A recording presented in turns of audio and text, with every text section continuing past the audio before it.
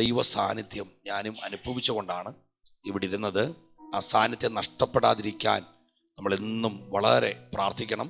കർത്താവ് നമ്മെ അനുഗ്രഹിക്കട്ടെ എന്ന് ഹൃദയമായി പ്രാർത്ഥിക്കണം. വളരെ പ്രാർത്ഥനയോടെ നമ്മൾ ദൈവസന്നിധിയിലായിരിക്കുമ്പോൾ പരിശുദ്ധാത്മാവ് നമ്മോട് കൃത്യമായി ഇടപെടട്ടെ എന്ന് ഹൃദയമായി പ്രാർത്ഥിക്കുന്നു.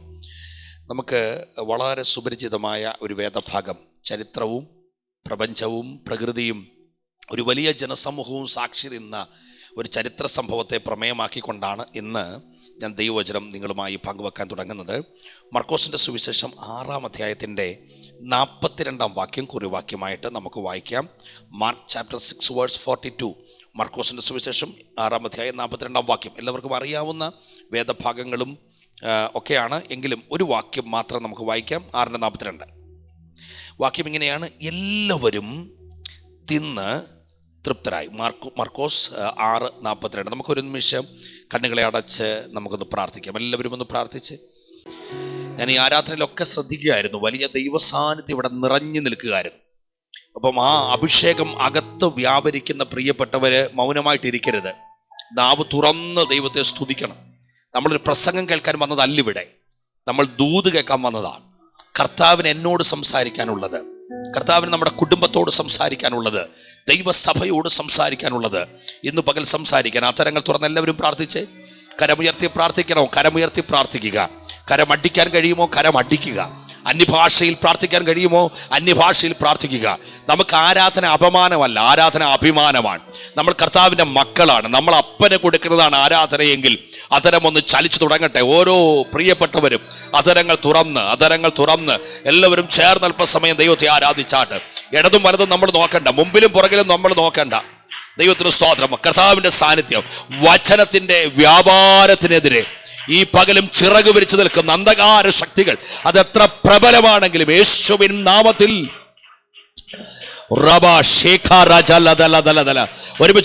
ഒരുമിച്ച് പ്രാർത്ഥിക്കാം. ശക്തിയോടെ അല്പസമയം ഒരുമിച്ച് ആത്മാവിലൊന്ന് പ്രാർത്ഥിച്ചാട്ട്. ഓ ജീസസ്, വലിയ പ്രതീക്ഷയാണ് ഞങ്ങൾക്ക് കർത്താവേ. അതിനുപരി പ്രാർത്ഥിക്കുകയാണ്. വചനത്തിന്റെ വാതിലുകൾ ഞങ്ങൾക്കായി തുറക്കണമേ. മാനുഷിക ശബ്ദമല്ല, ദൈവശബ്ദം ഞങ്ങളെ കേൾപ്പിക്കും. യേശുക്രിസ്തുവിൻ നാമത്തിൽ പ്രാർത്ഥന കേൾക്കണമേ നല്ല പിതാവേ, ആമേൻ. ഞാൻ മുഖവരെ ഒന്നും കൂടാതെ ദൈവവചനത്തിലേക്ക് പ്രവേശിക്കാൻ കർത്താവിൽ ആഗ്രഹിക്കുകയാണ്. സുവിശേഷങ്ങളിൽ ആദ്യം എഴുതപ്പെട്ടതും ഏറ്റവും ചെറുതും മർക്കോസിൻ്റെ സുവിശേഷമാണ്. ഈ സുവിശേഷത്തിൻ്റെ പ്രമേയം എന്ന് പറയുന്നത് ദൈവം ഏകനാണ്. ലോകത്തിന് ലഭിച്ച ഏറ്റവും വലിയ വെളിപ്പാട് ദൈവപുത്രനായ ക്രിസ്തു എന്നുള്ളതാണ്. അതിന് നല്ലൊരു സ്തോത്രം പറയണം. അതിൻ്റെ കാര്യം എന്നാന്ന് ചോദിച്ചാൽ, നമ്മൾ സേവിക്കുന്ന ദൈവം 300 മുക്കോടി ദൈവങ്ങളിൽ ഒരുവനല്ല. ആകാശത്തിൻ്റെ കീഴിൽ ഒരേ ഒരു ദൈവം. ആ ദൈവത്തെ കാണാൻ നമുക്ക് ഭാഗ്യം കിട്ടിയതാണ് ജീവിതത്തിലെ ഏറ്റവും വലിയ നേട്ടം. അപ്പം ഈ സുവിശേഷങ്ങളിൽ നമുക്ക് കാണാൻ കഴിയുന്നത് കർത്താവ് ചെയ്ത പല അത്ഭുതങ്ങളും മത്തായി രേഖപ്പെടുത്തിയ പലതും മർക്കോസ് രേഖപ്പെടുത്തിയിട്ടില്ല. മർക്കോസ് പറഞ്ഞിട്ടുള്ളത് പലതും ലൂക്കോസ് വിട്ടുകളഞ്ഞിട്ടുണ്ട്. യോഹന്നാൻ പറഞ്ഞിട്ടുള്ളത് പലതും മത്തായിയും മർക്കോസും ഒന്നും രേഖപ്പെടുത്തിയിട്ടില്ല. പക്ഷെ മത്തായിയും മർക്കോസും ലൂക്കോസും യോഹന്നാനും ഒരുപോലെ രേഖപ്പെടുത്തിയിരിക്കുന്ന ഏക ചരിത്ര സംഭവമേ ഉള്ളൂ.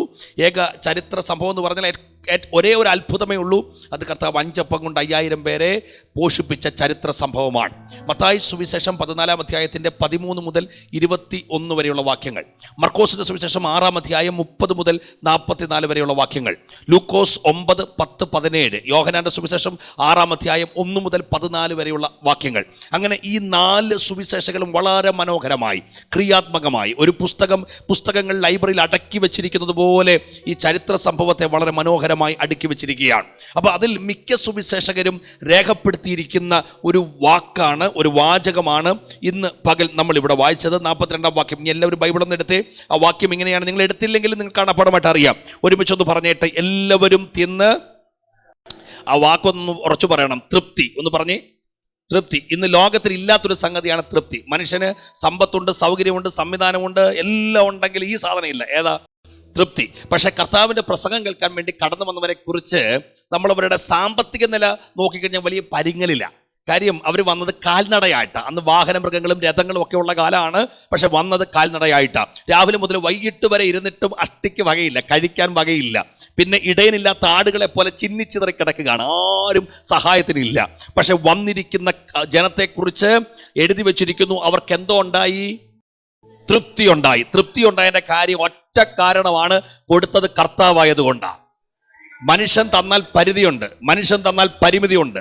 തന്നിട്ടുണ്ടെങ്കിൽ 4 പേരോട് പറഞ്ഞിരിക്കും, ഇരട്ടിക്കിരട്ടി തിരിച്ചു പ്രതീക്ഷിക്കും. ഇനി ഞാൻ പറയാൻ പോകുന്ന കാര്യം കേൾക്കുമ്പോൾ സന്തോഷം ഉണ്ടെങ്കിൽ ദൈവത്തെ ഒന്ന് സ്തുതിച്ചേക്കണം.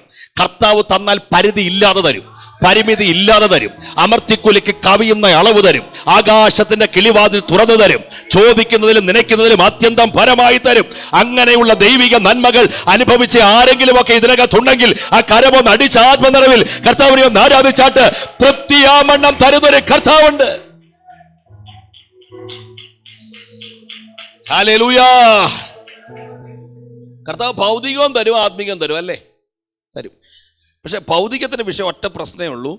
ഈ നേരെ ചൊവ്വയൊന്നുമല്ല പ്രാർത്ഥിക്കുന്നതെങ്കിൽ ദൈവഹിത ഇല്ലാത്തതൊക്കെ മേടിച്ച് വെച്ച തലവേദന.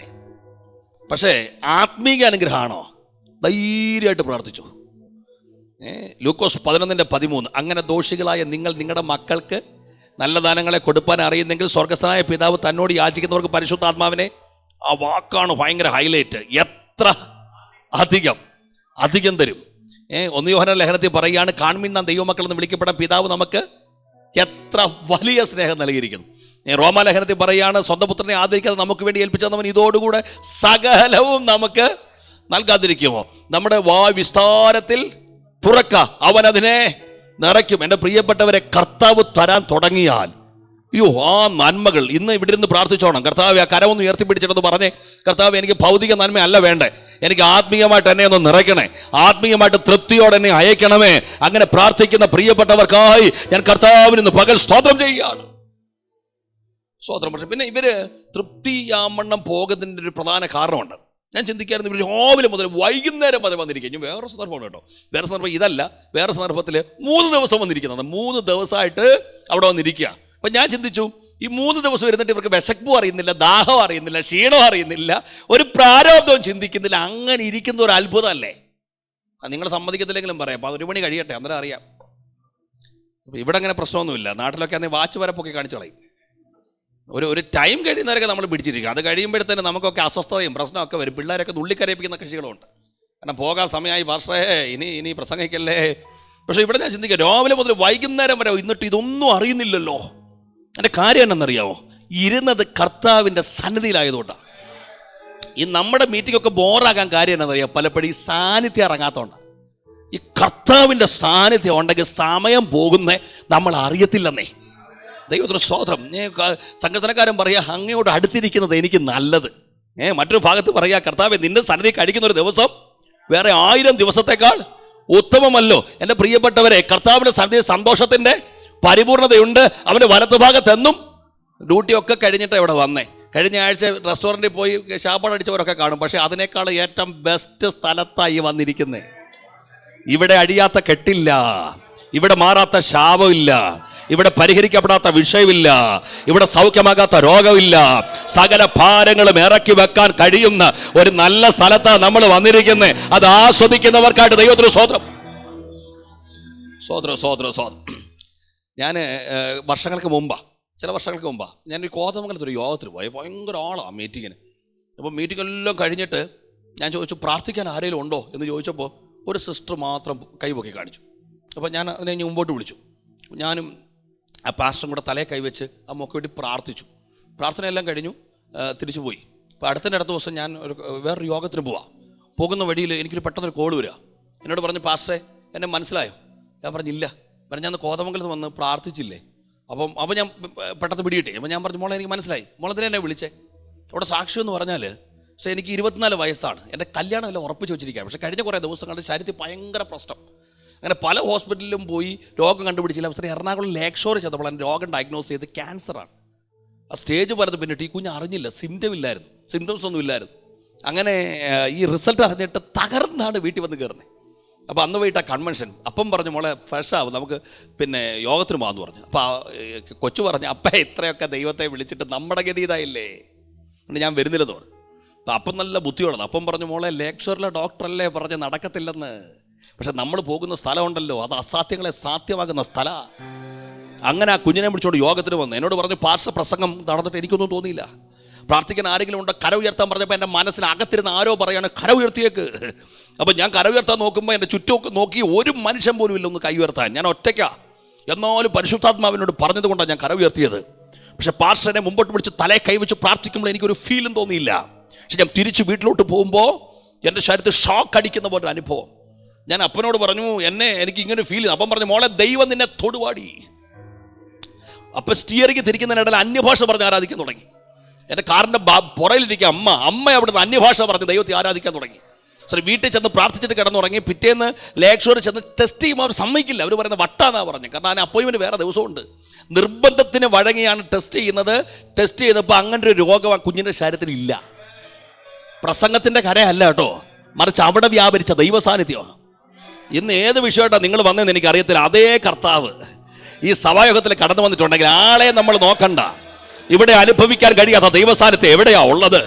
അത് ജീവിതത്തിൽ അനുഭവിക്കുന്ന പ്രിയപ്പെട്ടവരുണ്ടെങ്കിൽ ഈ പ്രാരംഭ നിമിഷം തന്നെ ആ സൗഖ്യം വ്യാപരിക്കേണ്ട ശരീരത്തിനകത്ത്. ഏതു വലിയ കെട്ടായാലും യേശുവിൻ നാമത്തിൽ ഇന്ന് പകൽ അഴിയട്ടെ. അത് ആത്മാവിൽ അനുഭവിക്കുന്നവർ കരമടിച്ചത് പ്രതികരിച്ചോ, ആത്മാവിൽ ആരോപിച്ചത് പ്രതികരിച്ചോ. ഇവിടെ വ്യാപരിക്കുന്ന ദൈവ സാന്നിധ്യം അത് ആസ്വദിക്കേണ്ടതാ. Jesus, hallelujah. അപ്പം പിന്നെ ഒരു കാര്യം ഞാൻ പറയാം. അത് ഇപ്പം ഇവിടെ ഞങ്ങൾ ആരും ഇല്ലെങ്കിലും ഒരു പ്രശ്നമില്ല. പക്ഷെ സാന്നിധ്യം പോരുത്. പക്ഷെ ശിവൻ ഭാഷ ഇവിടെ വന്നത് വലിയ കാര്യമൊന്നുമില്ല. ശിവൻ ഭാഷ ഇല്ലെങ്കിൽ വേറെ ആരെങ്കിലും പ്രസംഗിക്കും. നിങ്ങളുടെ ഭാഷയില്ലെങ്കിലും കുഴപ്പമൊന്നുമില്ല, യോഗം പോകത്തൊന്നുമില്ല, വേറെ ആരെങ്കിലും നടത്തും. നിങ്ങളിവിടെ ഒരാൾ വന്നില്ലെങ്കിൽ ഞാനില്ലാത്തത് കൊണ്ടാണ്, ഒന്നുമില്ല. നിങ്ങളില്ലെങ്കിൽ ഇവിടെ ഒരു കുഴപ്പമുണ്ടാവില്ല. ഞങ്ങളുടെ സഹോദരൻ നന്നായിട്ട് പിന്നെ കോഡൊക്കെ വായിച്ചു തരുന്നുണ്ട്, കീ വായിക്കുന്നുണ്ട്, നല്ല കാര്യം. പക്ഷേ പുള്ളി ഇല്ലെങ്കിൽ ഇവിടെ കുഴപ്പമൊന്നും ഉണ്ടാവില്ല. പക്ഷെ ഞങ്ങൾ ആരും ഇവിടെ നിന്ന് പിണങ്ങിപ്പോയാലും നിങ്ങൾ വിഷമിക്കണ്ട. പക്ഷെ കർത്താവ് ഇറങ്ങിയാൽ യോഗം പോയി. ഒരു മീറ്റിങ്ങിനകത്ത് വെളിപ്പെടേണ്ടത് തേജസ്സാണ്, ഗ്ലോറിയാണ്. ഇത് തുടക്കമായതുകൊണ്ടാണ് ഞാൻ പറയുന്നത്. ഈ മീറ്റിങ്ങുകളുടെ തുടക്കമല്ലേ, നമ്മുടെ കൂട്ടത്തിൻ്റെ തുടക്കമല്ലേ. സ്വോത്രം. ഹെരോദാവ് പണിതുയർത്തിയ ദേവാലയം ഭയങ്കരമായിരുന്നെങ്കിൽ സാന്നിധ്യം ഇല്ലായിരുന്നു. പക്ഷെ മോശയുണ്ടല്ലോ, സമാഗമന കൂടാരം പണിഞ്ഞു. അവർ പറഞ്ഞതുപോലൊക്കെ പണിത് വെച്ചെങ്കിലും മോശ പ്രാർത്ഥിക്കുന്നത്, കർത്താവേ അവിടെ വെച്ചിരുന്ന ആ സാധനം മാറല്ലേ, അല്ലെങ്കിൽ ഇന്ന സംവിധാനം വേണേ. അല്ലല്ല, കർത്താവേ ഇറങ്ങുമ്പോൾ തേജസ് ഇറങ്ങണേ എന്നും പറഞ്ഞാ കയറിയത്. ശലോമോനുണ്ടല്ലോ, ആലയം പണിഞ്ഞു കഴിഞ്ഞപ്പോൾ പുരോഹിതന്മാർക്ക് പോലും ശുശ്രൂഷിക്കാൻ കഴിയാതെ വണ്ണം ദൈവ സാന്നിധ്യം അതിനകത്ത് ഇറങ്ങി. സെരുബാബേലിന്റെ മുമ്പിലുള്ള മഹാപർവ്വതത്തിന് മുമ്പിൽ നിന്ന് ജനം ഒരുമിച്ച് പാർത്തു. സെരുബാബേലിന്റെ മുമ്പിലുള്ള മഹാപർവ്വതമേ നീ ആര്? കൃപ കൃപ എന്നാർത്തുകൊണ്ട് ആടിക്കല്ല് കയറ്റുമെന്ന് ഇതിനകത്തിരുന്ന് സ്തോത്രം പറയുന്നത് ചില കോട്ടകളെ ഇടിക്കാൻ കരുത്തുള്ള സ്തോത്രമാണെന്ന്, ആരാധനയാണെന്ന് വിശ്വസിക്കുന്ന പ്രിയപ്പെട്ടവർ ഇതിനകത്തുണ്ടെങ്കിൽ എന്നെ പ്രിയപ്പെട്ടവരെ നെഞ്ചു തകർന്നൊന്ന് പ്രാർത്ഥിച്ചാണ്, കർത്താവ് എനിക്ക് സാന്നിധ്യം വേണം, എനിക്ക് സാന്നിധ്യം വേണം, എനിക്ക് അങ്ങയുടെ സാന്നിധ്യം അനുഭവിക്കണം. ഇത് പറഞ്ഞുകൊണ്ടിരിക്കുമ്പോൾ തന്നെ ആ ദൈവ സാന്നിധ്യം അകത്തു വ്യാപരിക്കുന്ന പ്രിയപ്പെട്ടവരുടെ കരങ്ങളൊന്ന് ചലിക്കട്ടെ, അധരങ്ങളൊന്ന് ചലിക്കട്ടെ. ആത്മനിറവിൽ ഒരുമിച്ച് അല്പസമയം ദൈവത്തെ ഒരുമിച്ചൊന്ന് ആരാധിച്ചാട്ട് ആ സാന്നിധ്യം അനുഭവിക്കാൻ ഹൃദയത്തിനകത്ത് ആഗ്രഹമുള്ള പ്രിയപ്പെട്ടവര്, ഹല്ലേലൂയ, ദൈവത്തിന് സ്തോത്രം. അപ്പോൾ ഇനി 34 വാക്യം ഈ ഒരു സംഭവവുമായി ബന്ധപ്പെട്ട് മർക്കോസ് രേഖപ്പെടുത്തിയിരിക്കുന്നത് ഞാനൊന്ന് വായിക്കാം. അവൻ പടകിൽ നിന്ന് ഇറങ്ങിയാറെ, നിങ്ങളെല്ലാം ബൈബിളൊന്നും എടുക്കണേ, വലിയ പുരുഷാരത്തെ കണ്ടു എന്ന വാക്കാണ്. അപ്പം ഈ കണ്ടു എന്ന വാക്ക് ഒരു സാധാരണ പദം പോലെ ഞാൻ വായിച്ചു വിട്ടതാണ്. പക്ഷേ ദൈവാത്മാവ് എന്നോട് പറഞ്ഞു അതൊന്ന് ജസ്റ്റ് ഒന്ന് പഠിക്കാൻ. അപ്പം ഈ കണ്ടു എന്നുള്ള വാക്കിന് സാധാരണ ഉപയോഗിക്കുന്നൊരു പദം വിളപ്പോ എന്നൊരു പദമാണ് കേട്ടോ. ഗ്രീക്കിൽ വിളപ്പോ എന്നൊരു പദം. ഇപ്പം പാസ്റ്ററെ ഞാൻ കണ്ടു, ബിജു പാസ്റ്ററെ ഞാൻ കണ്ടതിന് അങ്ങനെ പറയത്തുള്ളൂ, വിളപ്പോ ആ പദമേ ഉപയോഗിക്കത്തുള്ളൂ. പക്ഷെ ഇവിടെ എഴുതിയിരിക്കുന്നത് വിളപ്പോ എന്നുള്ള പദമല്ല, എയ്ഡൻ എന്നുള്ള പദമാണ്. നമ്മുടെ കുഞ്ഞുങ്ങളിൽ വല്ല എയ്ഡന്മാരുണ്ടോ? ഇല്ല. അപ്പം ഇടാൻ പറ്റിയൊരു പേരാണ് ഏഡൻ. ഈ ഏഡൻ എന്നുള്ള വാക്കിൻ്റെ അർത്ഥം ഞാനൊന്ന് പറയാം. അതിന് 3 അർത്ഥങ്ങളും കൂടെ സമന്വയിച്ചാൽ മാത്രം, ഇത് ആരും അങ്ങനെ ഉപയോഗിക്കാറില്ല, ഈ പദം അങ്ങനെ ഉപയോഗിക്കില്ല, എങ്ങും ഉപയോഗിക്കില്ല. പക്ഷെ ഏഡൻ എന്നുള്ള പദം ഉപയോഗിക്കുന്നുണ്ടെങ്കിൽ ചിന്തിച്ചോണം, അതിന് 3 അർത്ഥങ്ങളുണ്ട്. ഒന്ന്, മനുഷ്യൻ കാണുന്നതിനല്ല ദൈവം കാണുന്ന കാഴ്ചയാണ്. ഒരു നല്ല ഹല്ലേലൂയ പറഞ്ഞേ. ഓക്കെ, ഇനി ദൈവം കാണുന്ന മാത്രമല്ല, അതിനകത്ത് 3 അർത്ഥങ്ങൾ ഞാൻ പറയാം. വ്യക്തിപരമായി കാണുന്നതിനെയാ പറയുന്നേ എയ്ഡ് എന്നുള്ള പദത്തിന്റെ 1ാമത്തെ അർത്ഥം എന്ന് പറഞ്ഞാൽ.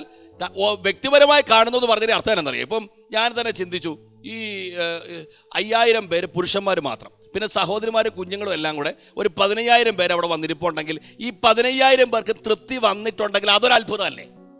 ഒരു പ്രാർത്ഥന എന്ന് കേൾക്കുമ്പോഴേ നമ്മുടെ മനസ്സിലേക്ക് ഓടി വരുന്നൊരു സഹോദരിയുണ്ട്, പേര് പറയും അന്ന. ഹന്നയുടെ പ്രാർത്ഥനയെക്കുറിച്ച് എഴുതിയിരിക്കുന്നത് നമ്മൾ ഹൃദയം കൊണ്ട് സംസാരിച്ചതല്ല, അധരം അനങ്ങിയതല്ലാതെ ശബ്ദം പുറത്ത് വന്നില്ല, അങ്ങനല്ലേ വാക്ക് ആണ്. അപ്പം ഞാൻ യുവജന പ്രസ്ഥാനത്തിൽ പ്രവർത്തിക്കുന്ന ആളാണ്. ഇതുപോലെ നമ്മുടെ കുഞ്ഞുങ്ങളുടെ ഇടയിലൊക്കെ പ്രവർത്തിക്കുന്നവരൊക്കെ കാണും. അപ്പം കേരളത്തിലും എനിക്ക് തോന്നുന്നു ഇവിടെയുണ്ട് ഈ കുഞ്ഞുങ്ങൾക്ക് പാട്ടിനും പ്രസംഗത്തിനും ഒക്കെ മത്സരങ്ങളില്ലേ? ഇവിടെ ഉണ്ടോ? ഉണ്ട്. നമുക്ക് സംവിധാനം അങ്ങനെയൊക്കെ ആയതുകൊണ്ട് ചിലപ്പം പാടായിരിക്കും. അപ്പം ഞാൻ നിങ്ങളോട് ചോദിക്കുകയാണ്, പ്രസംഗത്തിന് മത്സരമുണ്ട്, പാട്ടിന് മത്സരമുണ്ട്, പ്രാർത്ഥനയ്ക്കുണ്ടോ?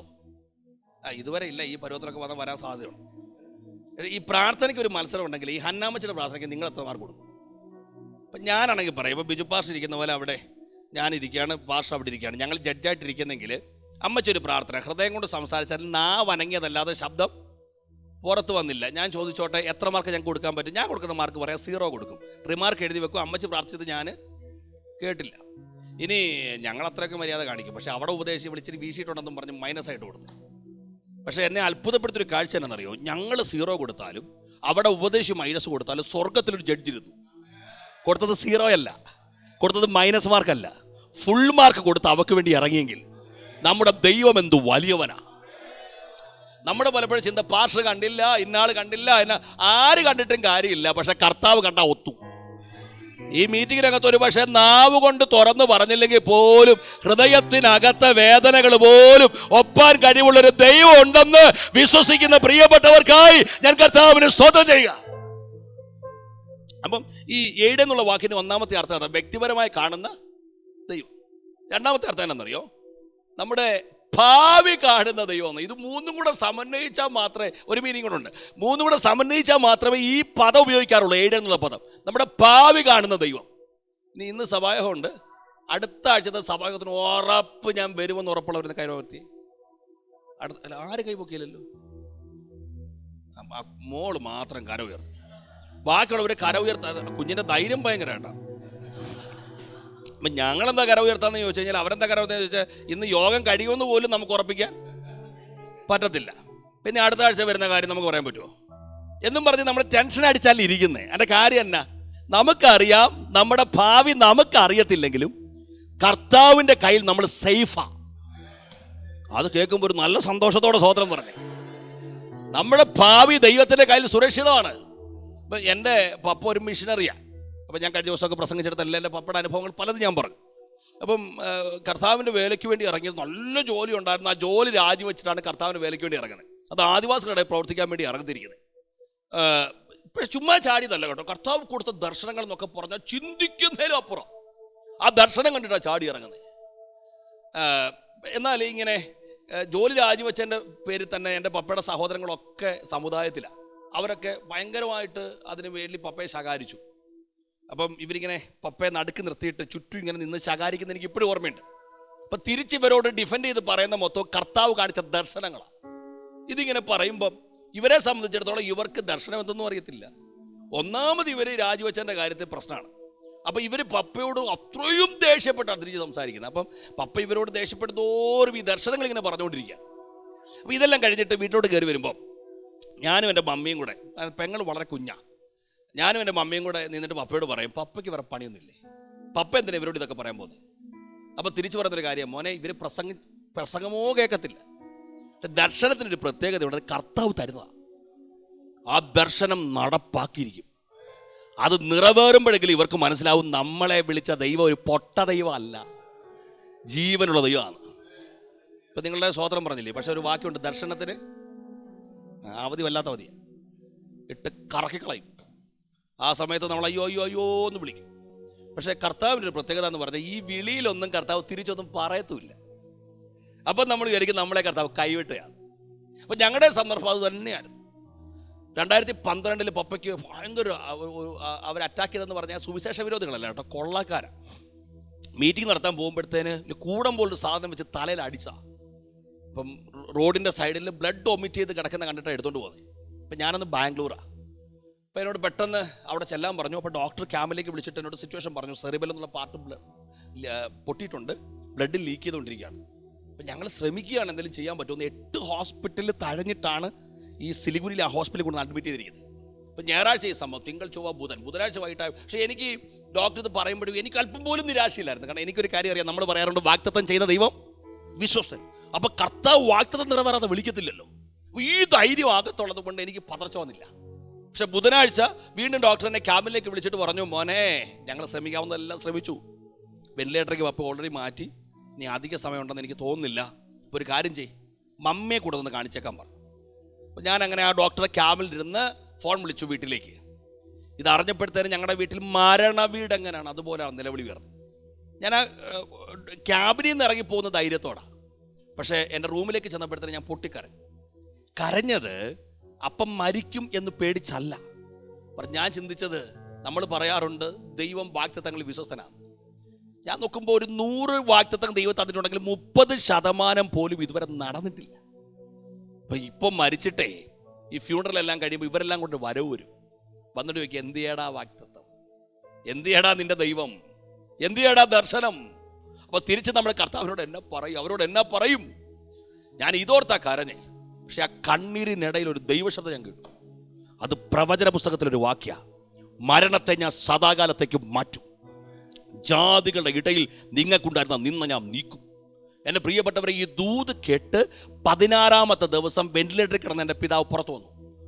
29-ാമത്തെ ദിവസം ഡിസ്ചാർജ് ചെയ്ത് വീട്ടിൽ വന്നു. അതുവരെ ആ ദേശത്തെ അങ്ങനെ അനക്കാൻ പറ്റിയിട്ടില്ല. അത് കഴിഞ്ഞിട്ടാണ് 7 ചർച്ചുകൾ അവിടെ ഉടലെടുത്തത്. ഇനി എൻ്റെ പപ്പയുടെ കാര്യം നിങ്ങൾ നോക്കണ്ട, പക്ഷെ നിങ്ങളോടൊരു ദൂത് ഞാൻ പറയാം. 100 വാഗ്ദത്തം സ്വർഗം തന്നിട്ടുണ്ടെങ്കിൽ 99 നിറവേറ്റി എടുക്കുന്നവനല്ല, 100 നിറവേറ്റാത്ത സ്വർഗം വിളിക്കില്ല. ഈ സഭായോഗത്തിനകത്ത് കൊണ്ടുവന്നിരുത്തി ഈ ദൂത് പറയിക്കുന്നത് അത് കർത്താവ് നിറവേറ്റാൻ വേണ്ടിയാണ്.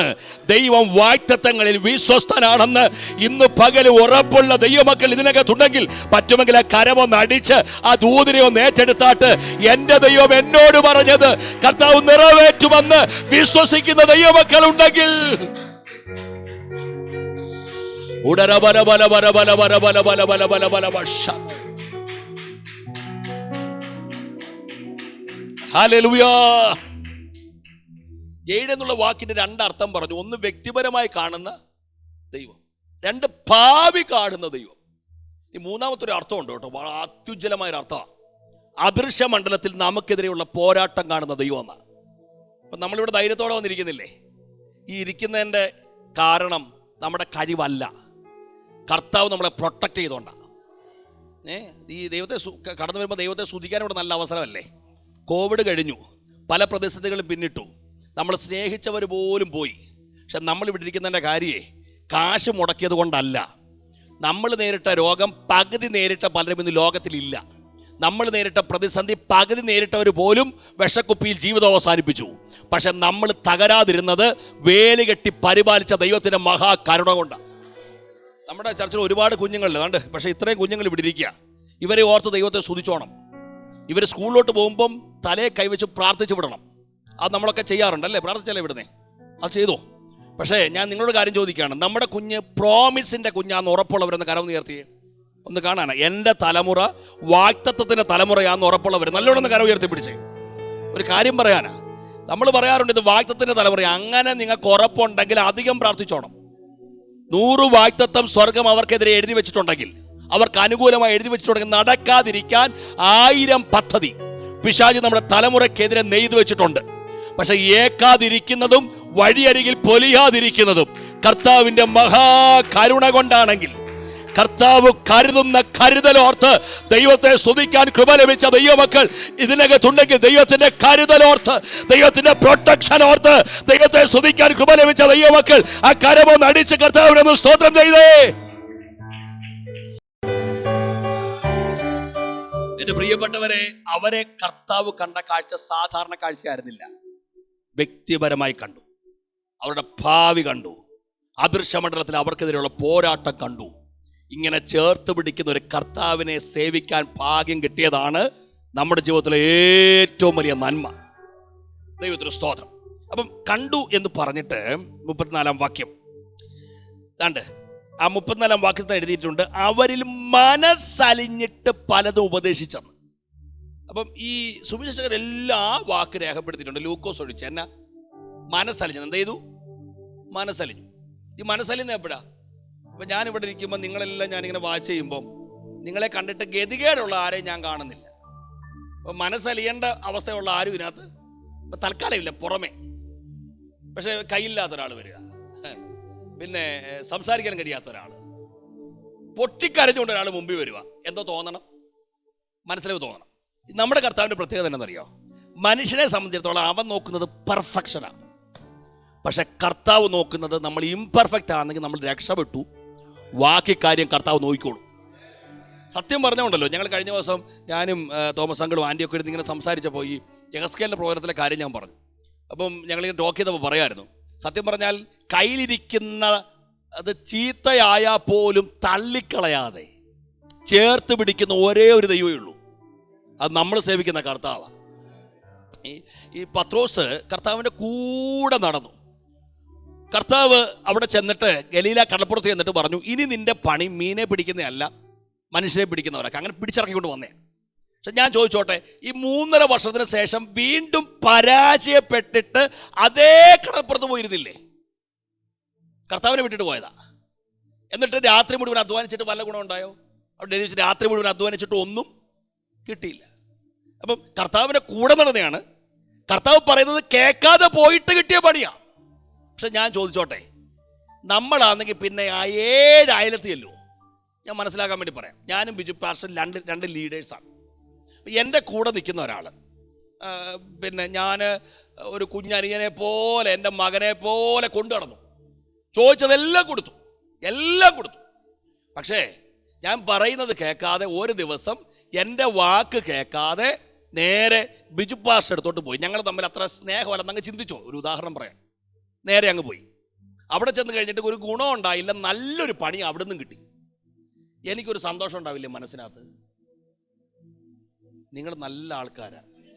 കാര്യം ഇതുപോലെ നല്ല വിശ്വാസികളെ കിട്ടിയത് പാസ്റ്ററെ വളരെ പക്ഷെ എൻ്റെ കാര്യം പറയാം, എനിക്കൊരു സന്തോഷം ഉണ്ടാവും. കാര്യം എൻ്റെ കൂടെ നിന്നിട്ട് ഞാൻ എല്ലാം ചെയ്തിട്ട് പിന്നെ അവിടെ ചെന്നിട്ട് പണി കിട്ടിയെങ്കിൽ കിട്ടട്ടെ, ഒന്ന് പഠിക്കട്ടെ എന്ന് ഏത് യജമാനന്മാരായാലും ചിന്തിക്കും.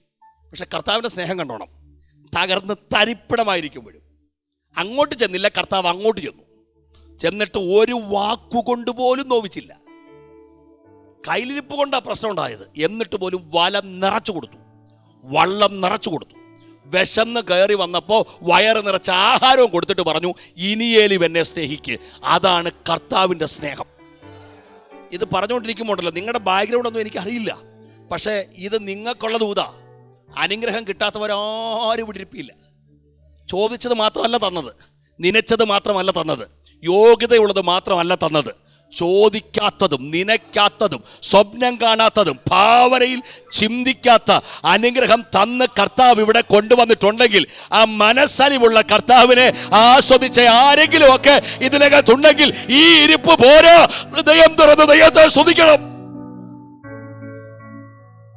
മനസ്സലിഞ്ഞെന്ന് എഴുതിയിരിക്കുന്നത്. മനസ്സലിഞ്ഞിട്ട് അടുത്ത വാക്ക് പലതും ഉപദേശിച്ചു തുടങ്ങി. മർക്കോസ് എഴുതിക്കുന്ന വാക്കാണ് ഞാൻ പറഞ്ഞു. കർത്താവിന് മനസ്സലിവ് തോന്നിയപ്പോൾ കർത്താവ് എന്ത് ചെയ്തു? പലതും. അപ്പൊ കർത്താവിന് മനസ്സലിവ് തോന്നിയാൽ കർത്താവ് സംസാരിക്കും. അങ്ങനെ ചിന്തിച്ചാൽ മതി. കർത്താവ് മനസ്സലിവ് തോന്നിയാൽ കർത്താവ് സംസാരിക്കും. ഈ മത്തായി 14 എഴുതിയിരിക്കുന്ന നോക്കിയേ. മാത്യു ചാപ്റ്റർ 14 വേഴ്സ് 14 അവിടെ എഴുതിയിരിക്കുന്നത് കർത്താവ് മനസ്സലിഞ്ഞു എന്നുള്ള വാക്ക് മത്തായി എഴുതിയിട്ടുണ്ട്. കണ്ടോ നിങ്ങൾ? മനസ്സലിഞ്ഞിട്ട് അടുത്ത വാക്ക് ഇങ്ങനെയാണ്, അവരുടെ രോഗികളെ സൗഖ്യമാക്കി. അപ്പൊ 2 കാര്യം മറക്കരുത്. മർക്കോസ് എഴുതി വെച്ചു, കർത്താവിന് മനസ്സലിവ് തോന്നിയിട്ട് എന്ത് ചെയ്തു? പലതും ഉപദേശിച്ചു. മത്തായി പറഞ്ഞു മനസ്സലിവ് തോന്നിയിട്ട് അവരിലെ രോഗികളെ സൗഖ്യമാക്കി. പക്ഷേ ലൂക്കോസാണ് ഏറ്റവും ഗംഭീരമായ ഭാഷ ഉപയോഗിച്ചത്. ലൂക്ക് ചാപ്റ്റർ 9 വേഴ്സ് 11 നോക്കിയേ.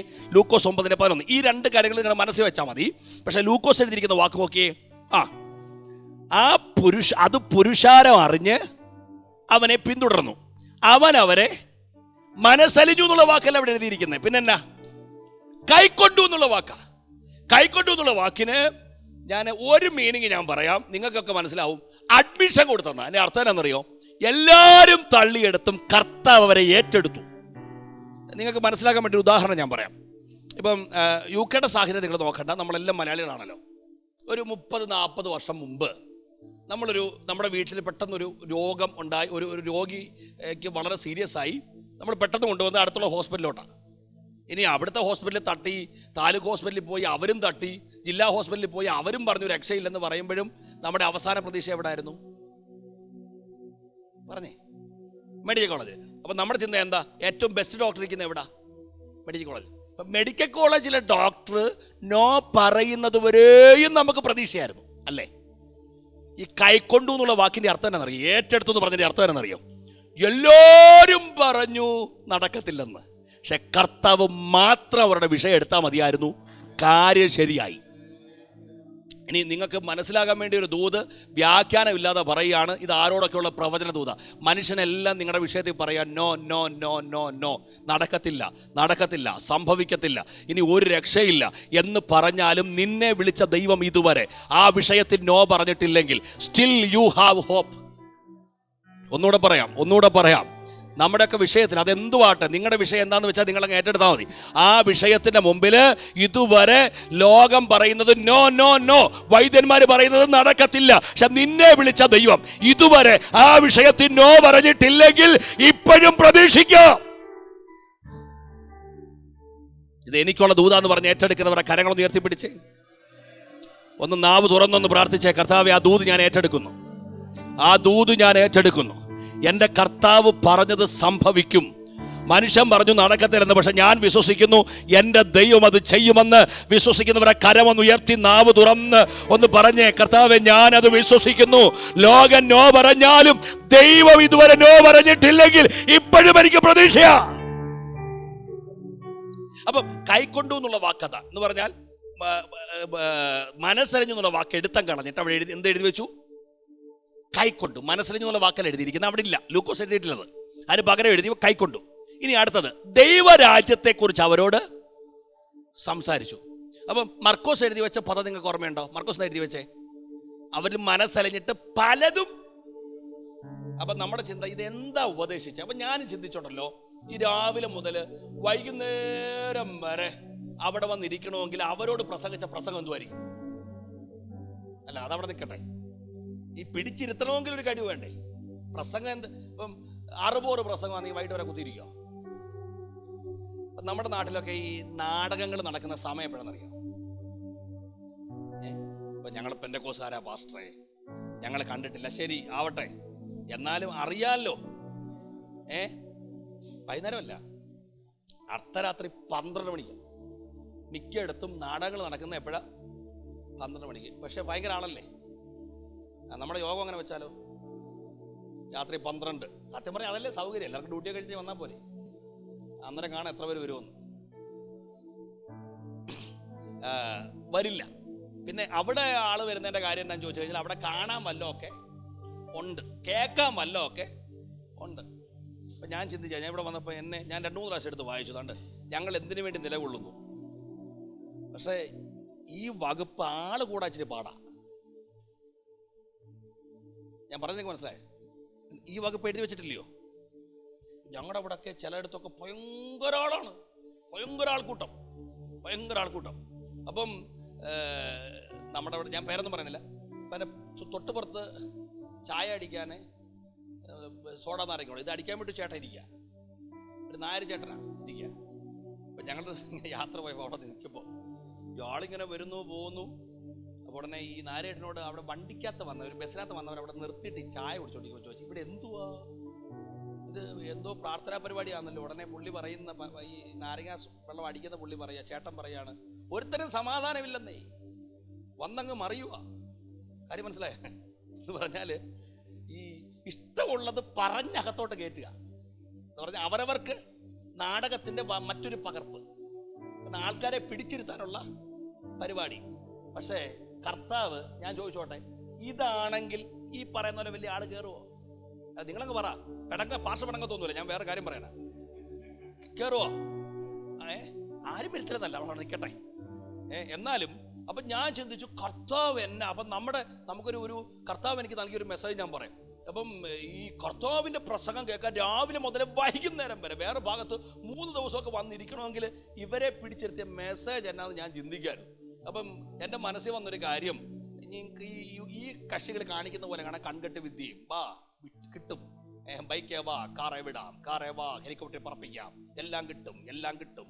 ഇത് പറഞ്ഞാണോ വരുത്തുന്നതെന്ന് ആൾക്കാർക്ക് ഒരു ചിന്ത ഉണ്ടാകാതിരിക്കാനും അങ്ങനെ പ്രസംഗിക്കാതിരിക്കാനും ലൂക്കോസ് കൃത്യമായിട്ട് എഴുതി വെച്ചു. അവിടെ തരികിടെ തട്ടിപ്പോന്നല്ല പറഞ്ഞത്, അവിടെ പറഞ്ഞത് മുഴുവൻ ദൈവരാജ്യം. ദൈവരാജ്യത്തിന്റെ സന്ദേശം എന്നാ? ദൈവരാജ്യം സമീപിച്ചിരിക്കുക. അത് ഞാൻ കഴിഞ്ഞ ദിവസവും പറഞ്ഞു. അത് അത്ര ഇഷ്ടമുള്ള കേസ് അല്ല. പക്ഷേ പണ്ടൊരു പെന്തക്കോസ്റ്റിനൊരു കാലം ഉണ്ടായിരുന്നു. ആ കാലത്തിലേക്ക് നമ്മൾ ചുവടുവെക്കാൻ പോവാ. എന്നറിയോ?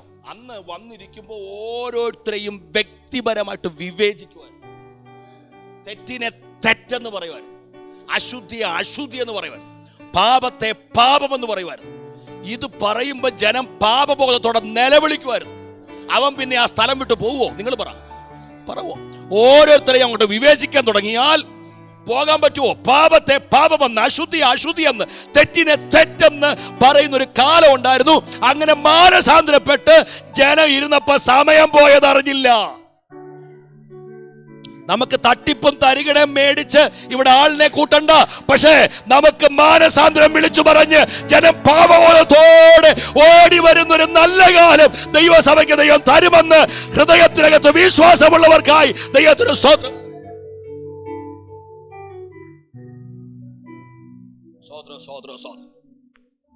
അച്ഛൻ പത്തനാപുരത്തെ കാര്യം പറഞ്ഞു. ഞാൻ പത്തനാപുരം ചർച്ചില് ഒരു 40 വർഷം മുമ്പ് 19 വയസ്സുള്ള ഒരു പെങ്കൊച്ച്, ചർച്ചിന്റെ സെക്രട്ടറി, നല്ല മനുഷ്യനായി, ഇച്ചിരി മൂക്കിപ്പൊടി വലിക്കും, വേറെ പ്രശ്നമൊന്നും ഇല്ല.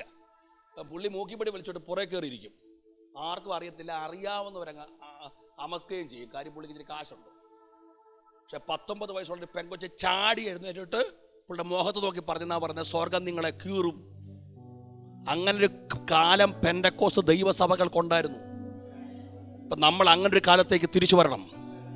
അപ്പൊ കർത്താവ് പറഞ്ഞത് എന്താ? ദൈവരാജ്യത്തെക്കുറിച്ച് അവരോട് സംസാരിച്ചു. ഇനി അടുത്തത് രോഗശാന്തി വേണ്ടിയവരെ. അപ്പം നമ്മൾ ഈ മത്തായി പറഞ്ഞ വാക്ക് നിങ്ങൾക്ക് ഓർമ്മയുണ്ടാവും.